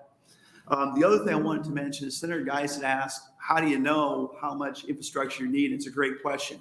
And that's why LB 600 ties the fund to the community development law that requires a redevelopment plan. So we have to go through a process and set forward exactly what is going to be in this redevelopment area, including an estimate of the infrastructure, which typically engineering firms come together and put together for us. In our particular case, we are attempting to do the Hinge project that has several purposes, but I think one of the big things to us is it's about a $200 million development when it's all said and done. And if you consider that Ralston's entire valuation is about $500 million, this is a pretty darn important project to us. In the packet, there is a slide in there that talks about a business incubator. We've been very fortunate that what we're trying to develop here is kind of an ecosystem for entrepreneurism. And a business incubator has been a key part of this. And they have been successful in attracting and nurturing a couple of startup firms that are really poised to take off, Event Vesta and Retail Aware. In fact, Event Vesta has been so successful as of recent late that they're actually working with Major League Baseball on their product that does events through websites. Those are the kind of groups that don't necessarily locate in Nebraska, that typically go to much bigger places if you aren't able to put together the kind of development projects that we're seeking to put together here in the Hinge. The young tech startup folks, if you want to keep them here, they got to have a place to live, work, and play kind of in a contained unit. And that's what Hinge seeks to do. The challenge we're facing as you go through this packet is we have a number of properties, including a dilapidated former shopping mall that has a failing parking deck, as well as dilapidated industrial and storage spaces that form literally a physical barrier between the current development in our downtown and 72nd Street in the metro, which, as everyone knows, is a pretty important thoroughfare. If we're able to break down that barrier and acquire those properties, a lot of it's going to have to be commercial in nature, and we're going to have to provide access to those commercial properties. Right now, the southern portion of these properties is bounded by a street called Burlington that runs out at 74th.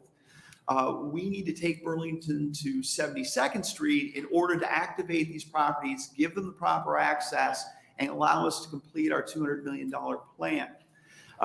Burlington would have to go over a creek to do that, so it also requires a bridge.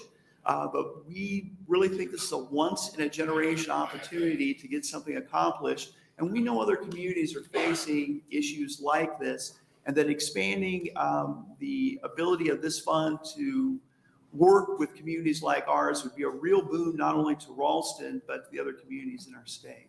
Thank you. Any questions from the committee? I don't see any. Thank you for your information and testimony. Any other proponents? Are there any opponents of LB 600? Are there any wishing?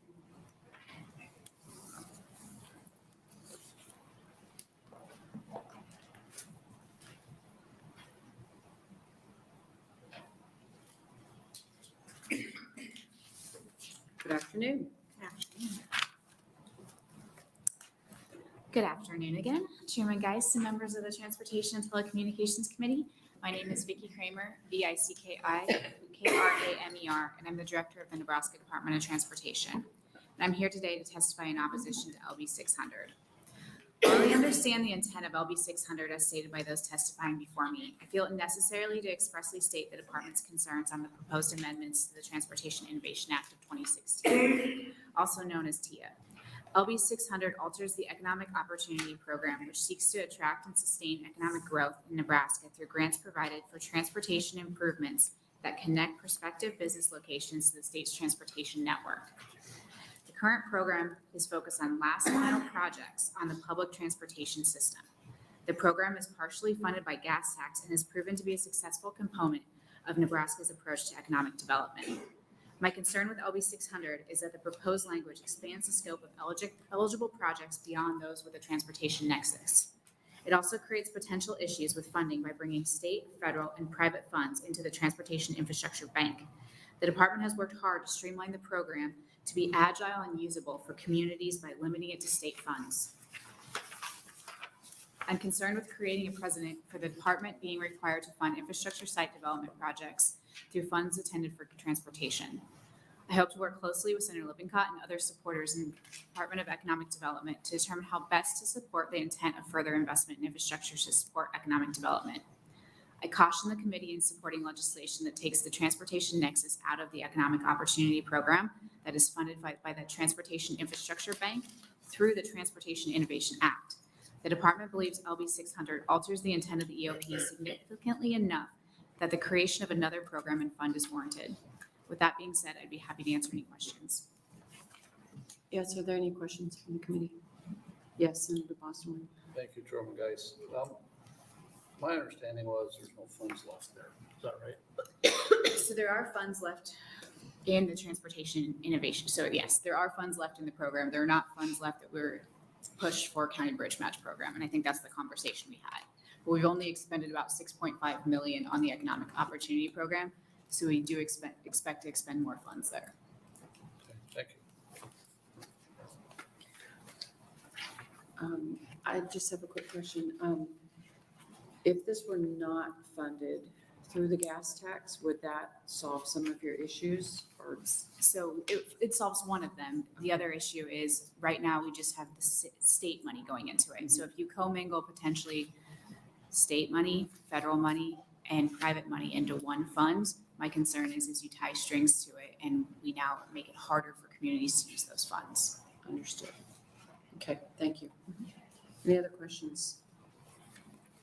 I don't see any. Thank you for your testimony. Any other opponents? Are there any who wish to testify in the neutral capacity? Senator Lippincott, you are welcome to close, and as you are coming up, I did receive 2 letters in support. That's it. You're welcome to close. I just appreciate your consideration on LB 600, and I have nothing else to add. Thank you. Are there any questions from the committee?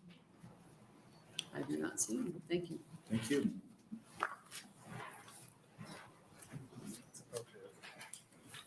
With that, we will close the hearing on LB 600. And we will move to LB 449, Senator Brandt.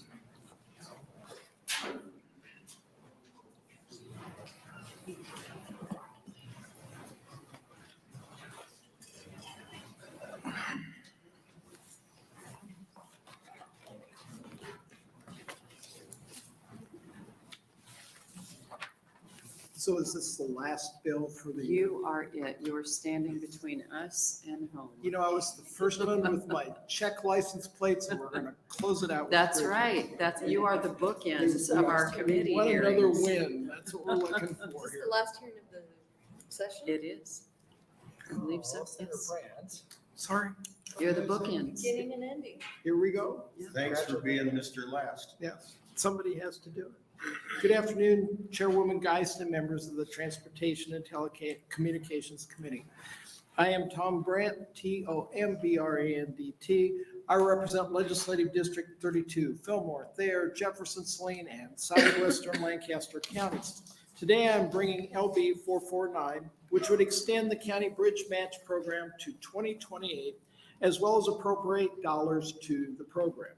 The county bridge match program has been a lifeline for communities across Nebraska, allowing counties to replace and repair bridges that have been deemed structurally deficient.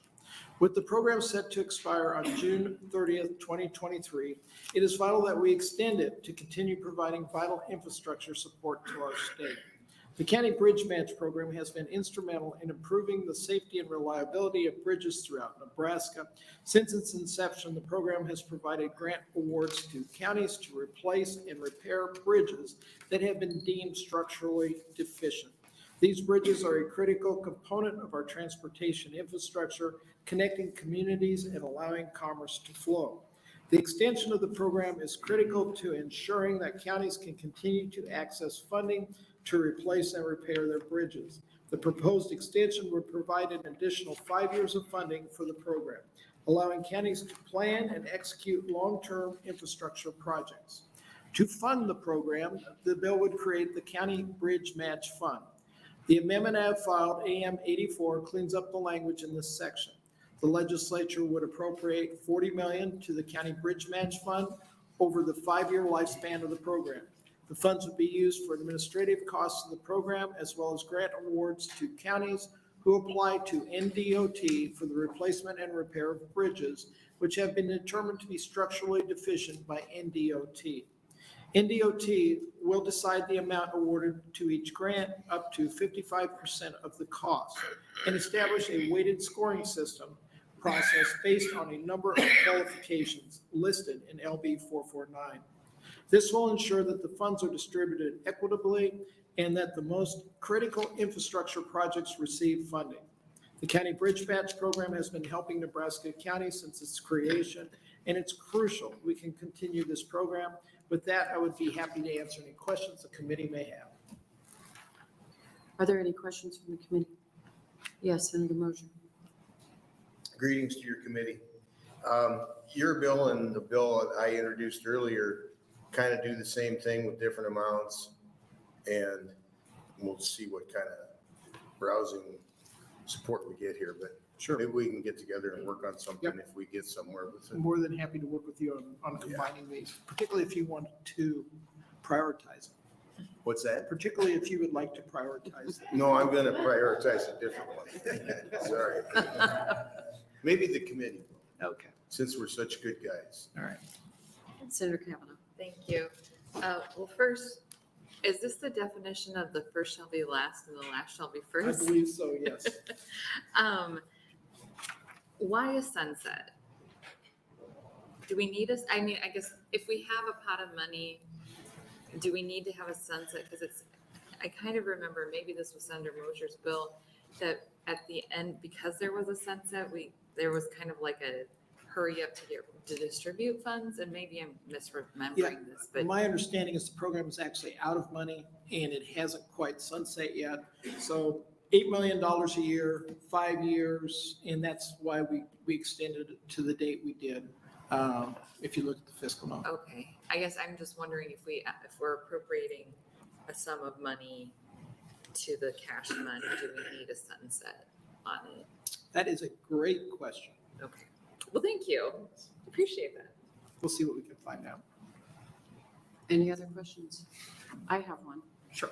And it's on the fiscal note, and it says, the Department of Transportation indicated $8 million in estimated expenditures for fiscal year 2023, 24, and 24, 25.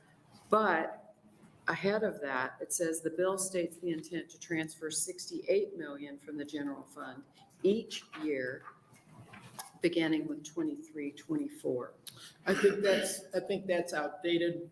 Initially, before we put the amendment in, there was I got you. yeah, I'm sorry. They had like 40 million and it was kind of messed up. So I think And I should have dug further and looked. that's a carryover, I believe. I'm sorry we did not catch that.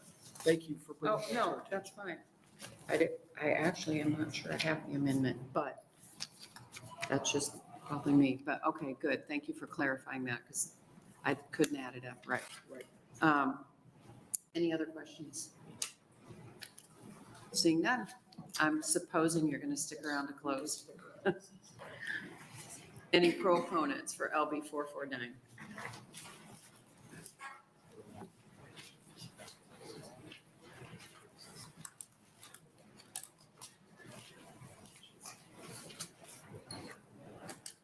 Good afternoon. Good afternoon, Chairwoman Geist, members of the Transportation and Telecommunications Committee. My name is John Cannon, Joncannon. I'm the Executive Director of the Nebraska Association of County Officials, also known as NACO, here to testify today in strong support of LB 449. Thanks to Senator Brandt. We certainly appreciate him bringing this bill. I will note that in the NFL drafts, the person that's picked last is dubbed Mr. Irrelevant.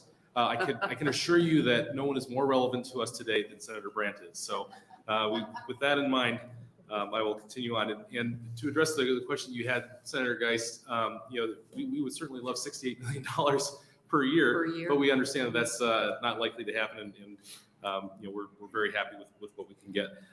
There are 15,043 bridges in the state of Nebraska. That makes us that are over 20 feet. That makes us 16th in the nation. Of those, 11,059 are on the county system, and 1,780 of those on the county system are considered structurally deficient. That's 16.09% of the bridges on the county system. 216 are closed. Since the inception of the Bridge Match program, 370 deficient bridges have been repaired, replaced, or removed. And I will note also that 66 of 70 applying counties have been approved for a grant of funds. Simply put, this has been a terrific program for counties. We support this. When I first got to NACO, I thought everything was all about property taxes and everything, and Larry Dick said this is probably one of the most important programs that we have going. So I, thus educated, that's what I'm bringing to you. The folks behind me are going to tell their story. I would certainly invite you to ask them lots of questions. Of course, I'm happy to take questions as well. I will note this is a priority for the NACO board. And with that, I'm happy to take any questions that you might have. Thank you for your testimony. Are there any questions from the committee? Senator Bostelman. Thank you, Chairman Geist. I should ask Senator Brandt, but I'll ask you instead on this one. Does this include box culverts? I believe it does, but I'll let folks behind me clarify that. Sorry, yeah, I just kind of going through that. Maybe I missed it. I don't know if it has our box culverts in there or not. Okay, thank you. Yes, sir. Any other questions?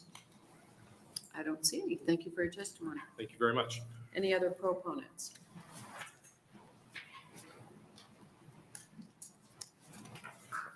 Good afternoon. Good afternoon. Thank you. Some of the discussion has already been had here, so I'll try to keep it brief on it. Good afternoon, Chairperson Geist, who I happen to know the Geist family, at least in Omaha, so I feel like we have some kind of a loyalty there. My name is Dennis Wilson. I go by Denny, D-E-N-N-Y, W-I-L-S-O-N, and I'm the Sarpy County Engineer. In that job, I am essentially the Director for Public Works. I've served on the County Road Bridge Match since its inception about 7 years ago, so I've had a good learning lesson throughout that whole prospect that we have created this CBMP. I know, as you mentioned, the dollars for this, we're looking at $8 million annually for 5 years. It's essentially going to be an extension of what we had done in the past. The grants go to each county that has been selected by the NDOT. So that's how we do decide whether or not we're going to have bridges selected. And Sarpy County is certainly one of them that has reaped the benefit on that to some degree. The objective of the program itself was designed to create a process that empowers and encourages local partnership to promote innovative methods. I might note to Senator Bostelman that we have oftentimes removed a bridge and replaced it with culverts. That saves a lot of money for everyone on the maintenance side of things. We've accomplished a lot of objectives with this, and that's why I'm supporting this 449. I think it's one of the most successful processes I've ever been involved in my 42 years as a professional engineer. It has done what it was supposed to do. It is rectifying some of the issues for bridges that can collapse instantaneously due to the fact that they're fracture critical. The Wine House is simple. That was just mentioned again by the previous speaker. But one of the things I did want to mention regarding that is if you look at the 370 bridges that we had as part of this program over the last 7 years, and you divide that into the 1,780 that we have as still existing with structural deficiencies. It would take about another 30 years to catch up with that. And that's why we're hoping that we can at least keep extending this program so that we will be a success with that in the end. I would also suggest if you want to take a look at the CBMP project summary, that's at the bottom of page 2. And then the other, I think, even more obvious is the local bridge section on the last page, page 3, shows how many local bridges we have in the state of Nebraska. And then as you look over to the eligible section, that means they are all, these red dots are all considered to be structurally deficient. And with that, I'd be happy to answer any questions. Wow, thank you. Thank you for the information. Are there any questions from the committee? I have one.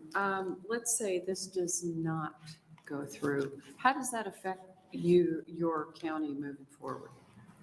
Sarpy County, as you know, has been growing in tremendous quantity. We already have a sewer going in, which is going to open up about a third of the county toward the south side in the Platte River. As that develops, we're going to see, again, many, many more developments along that area. However, virtually every road that is south of the major streets and developments that are going on now, they're gravel. And a lot of those gravel roads, as they get closer and closer to the creeks and the rivers on then the Sarpy County boundaries, those are going to cause, I would say, maintenance problems to some degree if we could repair, but even more so replacing bridges at that location. We search funds as best we can. We're currently topped out as far as bonds are concerned, but with growing population, we will be able to find some additional money in that. But you can see, obviously, with those kind of conditions happening, that it will be a problem for us in the future if we don't, again, get funding to help out on this. So this local and eligible, which that eligible is pretty red. It is. Do you anticipate that that would just grow, that there would be just more red? Or do you think you'd be able to stay up with where you're at? We should be able to keep it moving. As we fix the jobs now, the structures are deficient. And we are typically putting in things that don't have the structural deficiency aspect of it. We can put in a culvert, as mentioned. We can remove the bridge altogether. And there's just any number of ways we can use now that new bridges have a number of ways to make sure that those structures stay put and are in good condition. So hopefully that's something that we can eliminate with each one of these and not have to deal with those again. Mm-hmm. We do, of course, have the 50-year-old bridges that was mentioned earlier as well. Okay, thank you. Any other questions? Thank you for your testimony. And we appreciate your willingness to that. Thank you.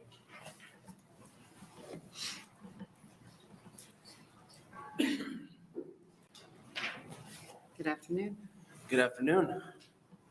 Chairman Geis, members of the Transportation and Telecommunications Committee, my name is Andrew Dunkley, ANDREW, and I'm with the Nebraska Farm Bureau. And as I'm here today in support of LB 449 on behalf of the Ag Leaders Working Group, and I thought as the last time the Ag Leaders are testifying for you in this year, I'd like to quiz you all on the members of the Ag Leaders Working. No, I'm kidding. Here on behalf of the Ag Leaders consists of the Nebraska Cattlemen, Corn Growers, Farm Bureau, Dairy Association, Soybean Association, Pork Producers, Wheat Growers, and Renewable Fuels Nebraska. We are so excited about LB 449 as it provides further resources to counties to maintain upkeep for their bridges. We are an industry that relies on roads and bridges to produce and transport our products. As most of our products are produced in counties with few resources, programs like the Bridge Match program help. It ensures that our state's largest industry and our nation's third largest agriculture complex continue to thrive and drive our economy. This is an investment in rural Nebraska, ensuring that the state understands the importance of those that live in all 93 counties. There is a reason that this program has been so successful since it was created, and that is because it addresses a need of counties. And like Senator Brandt said, we need further funding of this program because the money has been used up. It's so popular. With our state's over-reliance on property taxes, the call for budget belt tightening is high. Food production is about the transportation, distribution, warehousing, and logistics of inputs and outputs to and from the farm or ranch. Bridges and roads are critically important to that network. The state's assistance through the County Bridge Match Program will help immensely in keeping the fabric of our agricultural complex together. This is and should continue to be a quality program and useful tool for counties to use to maintain the important infrastructure we rely on every day. And Senator Mosier, we testified and we supported your bill as well to extend the sunset of this program, and we feel that we encourage its expansion even further. So in closing, we encourage your support of LB 449. I'm open to any questions. Thank you for your testimony. Any questions from the committee? I do not see any. Thank you.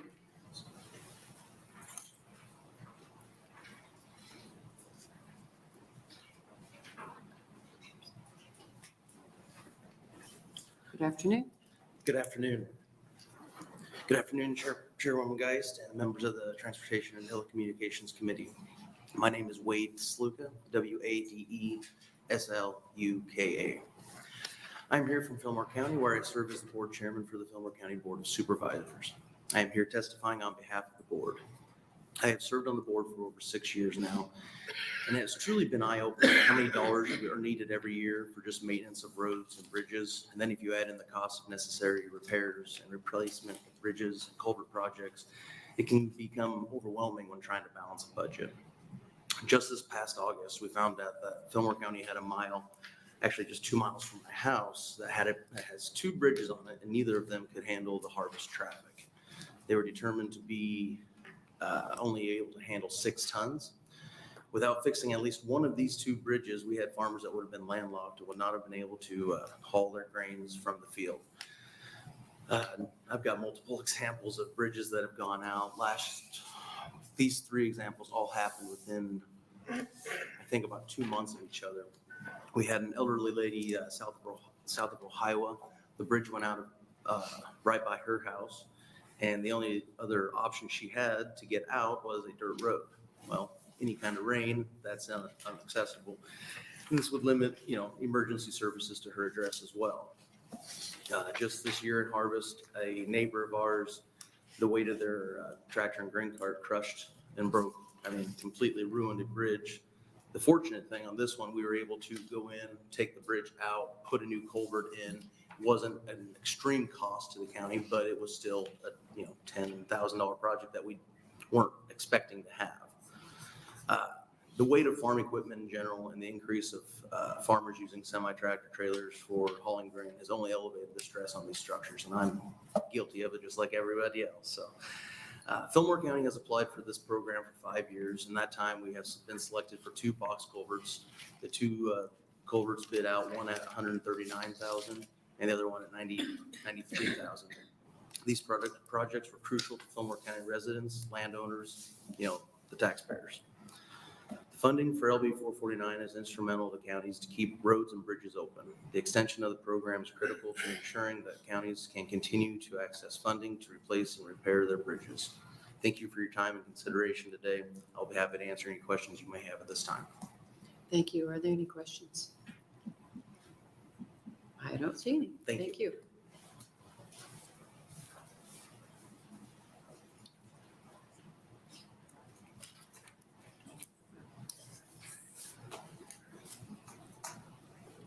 Good afternoon. Good afternoon. Good afternoon, Senator Geist and members of the Transportation and Telecommunications Committee. My name is Pam Dingman, P-A-M-D-I-N-G-M-A-N. I'm a licensed engineer in the state of Nebraska, and I'm the current Lancaster County engineer. Today, I'm testifying on behalf of my office, the Lancaster County Commissioners, and the Nebraska Highway Superintendents in support of LB 449. This bill creates dedicated funding for the very popular County Bridge Match Program, which sunsets this summer after 7 years. The County Bridge Match Program created an extremely successful partnership with the Nebraska Department of Transportation and Nebraska counties. for the shared goal of improving local bridges. For the first 7 years, this partnership anticipates replacing 360 bridges and bridge length box culverts, Senator Bostelman, which are culverts longer, that span more than 20 feet. As you can see from Exhibit 1 and the information I have shared with you, this program has helped many counties replace bridges across Nebraska. This program has reimbursed counties 55% of the cost of construction, or up to $250,000. The program reimburses counties 80% of the funding from the state at the time of the bid, and the remaining 20% at the completion of the project. There are 1,014 bridges in Nebraska that are rated poor, that are county bridges that are rated poor due to structural conditions. Exhibit 2 shows you county bridges that are rated poor. It is also important to note that there are 182 of these bridges that are currently closed. 12 of those are in Lancaster County. You can also see in Exhibit 3 that there are many more county bridges that have been eligible for funding that are still waiting. Every year of the program, there have been more requests for bridge funding than bridges awarded funding. In addition, the first 7 years of the program replaced many smaller bridges. You may note that there are different sized dots on Exhibit 3. The medium-sized dots and the larger dots are larger bridges. The county highway superintendents are hopeful that with the larger bridges and current construction inflation, the maximum amount of reimbursement that is received from NDOT can be increased. The County Bridge Match Program has also encouraged counties to be innovative with their bridge design and bridge replacement. This morning, Lancaster County Engineering Department, along with our partners FHU Engineering, JJK Construction, and Belmont Industries, poured the concrete deck on a bridge in southwestern Lancaster County, yes, Senator Brandt's district, just 1 week after placing tub girder beams in less than 90 minutes. This innovative construction is the first in Nebraska and trimmed 4 to 6 weeks off the typical construction timeline for a bridge. This innovative project demonstrates Nebraska engineering, Nebraska construction, and Nebraska industry. Working with counties to replace these bridges improves farm-to-market routes, school routes, and creates local construction work and improves the lives of Nebraskans. Continuing this program allows the citizens of Nebraska to get to school or to work or to get their goods to market in a safe way on a reliable route. Restoring our rural bridges restores basic needs and resiliency to our rural communities. Thank you for your time this afternoon and for being our partner in infrastructure. Are there any questions on the committee? May I ask you one? This is hopefully, again, not a dumb question, but Southeast Nebraska, there's a high concentration of bridges that are out or poor. Is there a water or topographical reason why those bridges, there's such a high concentration there? Thank you for that question, Senator Geis. Nebraska really drains all to the south and east. And so as the rivers flow through Nebraska, there actually are 3 or 4 counties that don't even have a bridge by definition, by that 20-foot span definition. But as you get more eastern, you see Lancaster County, like Fillmore County, Pierre, and the counties around us that have a significant number of bridges. I know that we have about 300 bridges in Lancaster County. I know if we go to Saunders County, I think they have more like 500 bridges. And so we just become very, we have a lot of drainage ways to cross. Okay, thank you. Senator Bostelman. Thank you, Chairman, guys. Thank you for your testimony. I guess my disappointment in the program has been, you've worked in it for some time, as you said, this was a very successful program. This is a program that worked for our counties. This is a program that worked for our state. But yet DOT went ahead and let it end. Didn't come back to the body and ask, how do we extend this? This is a program that works very well for us. But DOT didn't come back. Was part of the funding that was used previously, did that come out of gas tax? Do you know part of it? The previous funding source. So if you look back at the Transportation Innovation Act, it was funding from the gas tax originally. Yeah, and that's part of my disappointment with having to go this route is that, as I've talked to the director about this, is I pay taxes in my county, gas tax, and I expect those gas taxes to be used again. So maybe the director will come up and testify, or we can have conversations later. But one thought is if we need to fill a gap right now, if there's no funding, what is that gap? And then when can we pick up those county funds again? I don't know if you have any thoughts on those lines. You know, when we talk about filling the gap, that was one of the reasons. Well, the first reason, I knew I was last, so I thought I should give you guys pictures and exhibits today, just to keep everyone's interest. That was one of the reasons why I wanted to show the need for the program, the number of bridges that are eligible for the program. I mean, I do think it's important that we continue to fill the gap. Lancaster County has received grants for 7 bridges.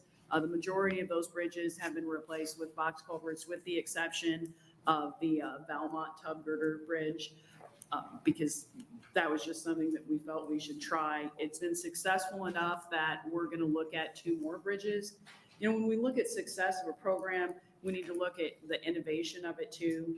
And so when we look at the Valmont product, we're excited to have bridges that we can replace quicker, and we think as we go along, cheaper and more cost effective.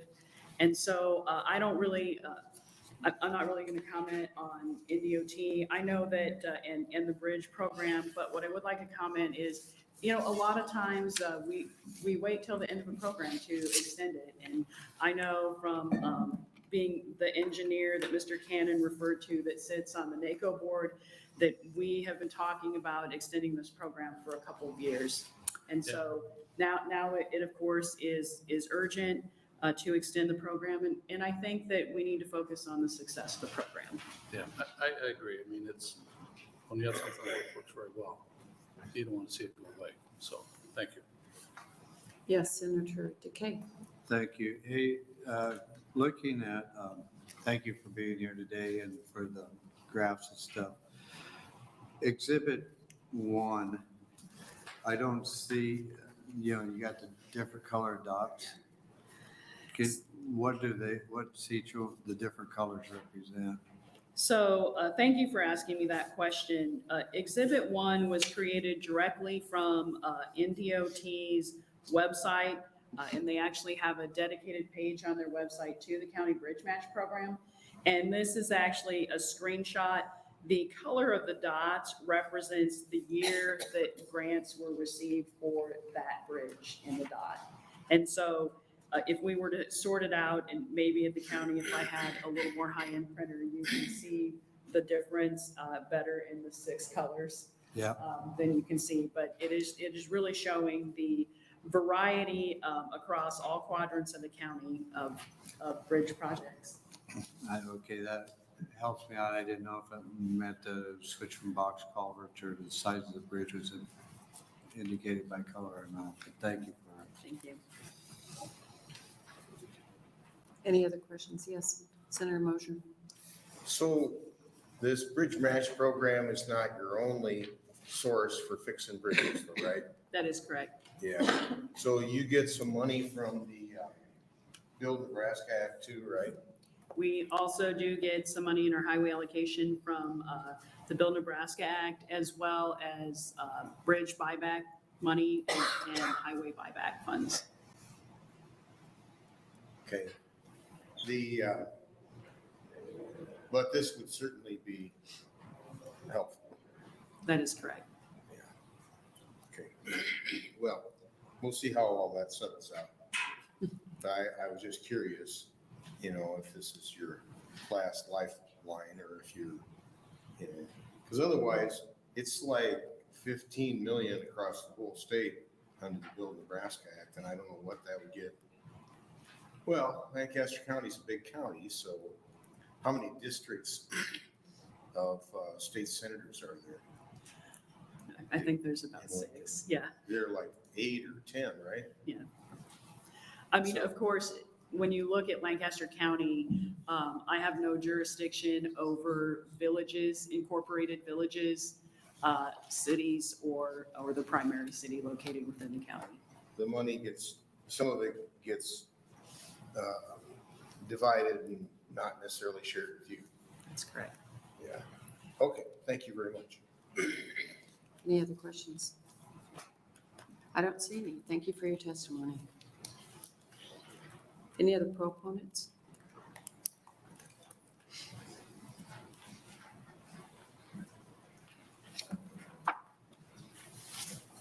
Good afternoon.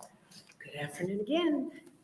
Good afternoon, Senators. My name is Katie Wilson, K-A-T-I-E-W-I-L-S-O-N, and I'm the Executive Director of the Associated General Contractors of America, Nebraska Chapter. And here today on their behalf in support of LB 449. AGC Nebraska Chapter is a trade association of heavy highway contractors who perform highway, bridge, and municipal utility infrastructure work across the state. I have been in front of this committee previously in previous years, highlighting how critical the County Bridge Match Program has been in supporting rural transportation.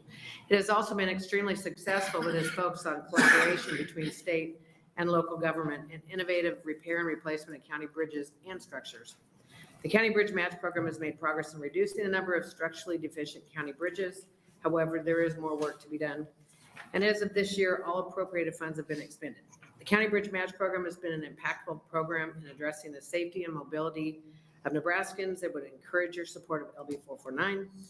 AGC encourages the committee to support because it is not only extends the support program, but also provides additional funding to continue its work. Thank you for the opportunity to testify. I'd be happy to answer any questions. Are there any questions on the committee? I don't see any. Thank you. Thank you. Any other proponents? Are there any opponents? Any opponents? Are there any wishing to speak in the neutral capacity?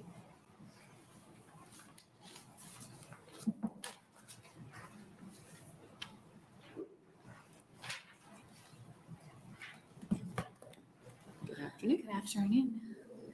Good afternoon, Chairwoman Geist and members of the Transportation and Telecommunications Committee. My name is Vicki Kramer, V-I-C-K-I-K-R-A-M-E-R, and I'm the Director of the Nebraska Department of Transportation.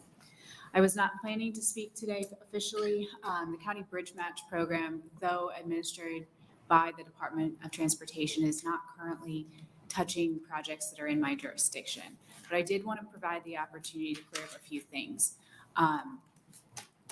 The department deems the program very successful. We believe it's made a dent. We've touched 300 projects. We've expended the funds that we agreed to expend, and we've seen an impact through the counties. And we believe that that impact is positive. Relationships have been built. We've created a criteria that can move forward. But I also want to draw attention to, if you look at our financials, right now there's about $36 million that goes directly to cities and counties to fund their infrastructure, along with another $7 million that's going out on the IIJA Bridge Formula Fund. So I just want to make sure the committee has access to those numbers when they consider this bill. Be happy to answer any questions. Are there any questions? Yes, Senator Thanks, Bostelman. Chairman Geis. So is policy our responsibility or DOT's? Do we set policy here, or does Department of Transportation set The policy? legislature sets policy. Thank you. Any other questions on the committee? I don't see any. Thank you very much. Are there any others who wish to speak in the neutral capacity? Seeing none, I have no letters for the record, and Senator Brandt, you are welcome to close. Okay, to recap, it is one of the most important programs to NACO, which represents all 93 counties. Sarpy County Engineer, it's critical to the counties. Nebraska Farm Bureau, it's good for rural Nebraska. County Supervisor from Fillmore County, it keeps their roads and bridges open. And County Engineer from Lancaster County, they look at innovation here. They're a big county. So this Belmont Tub Girder Bridge project is kind of a big deal from an engineering standpoint. If this works out, it will replace bridges quickly and at a lower cost. And AGC came in as critical for rural transportation. With that, I would take any questions if there are any. Are there any questions on the committee? I'm going to ask you just a quick one. I should have asked one of the engineers, and I apologize if you don't know. Sure. What is the average cost of a box culvert? Do you know? Oh, I can ask later. Yeah. That's all right. I'll ask We'll later. follow up, but I can tell you in Jefferson County, typically they throw around a number of $500,000, $250,000 to $500,000, depending on the length. On the length. Yeah. And I know it's a length. It depends on that, but I was Right. just curious about how far the 8 million would go annually. Right. So. Okay. That's all the questions I see. That will end our hearing for 449 and the hearings for today. And the year. Yes, oh, praise God.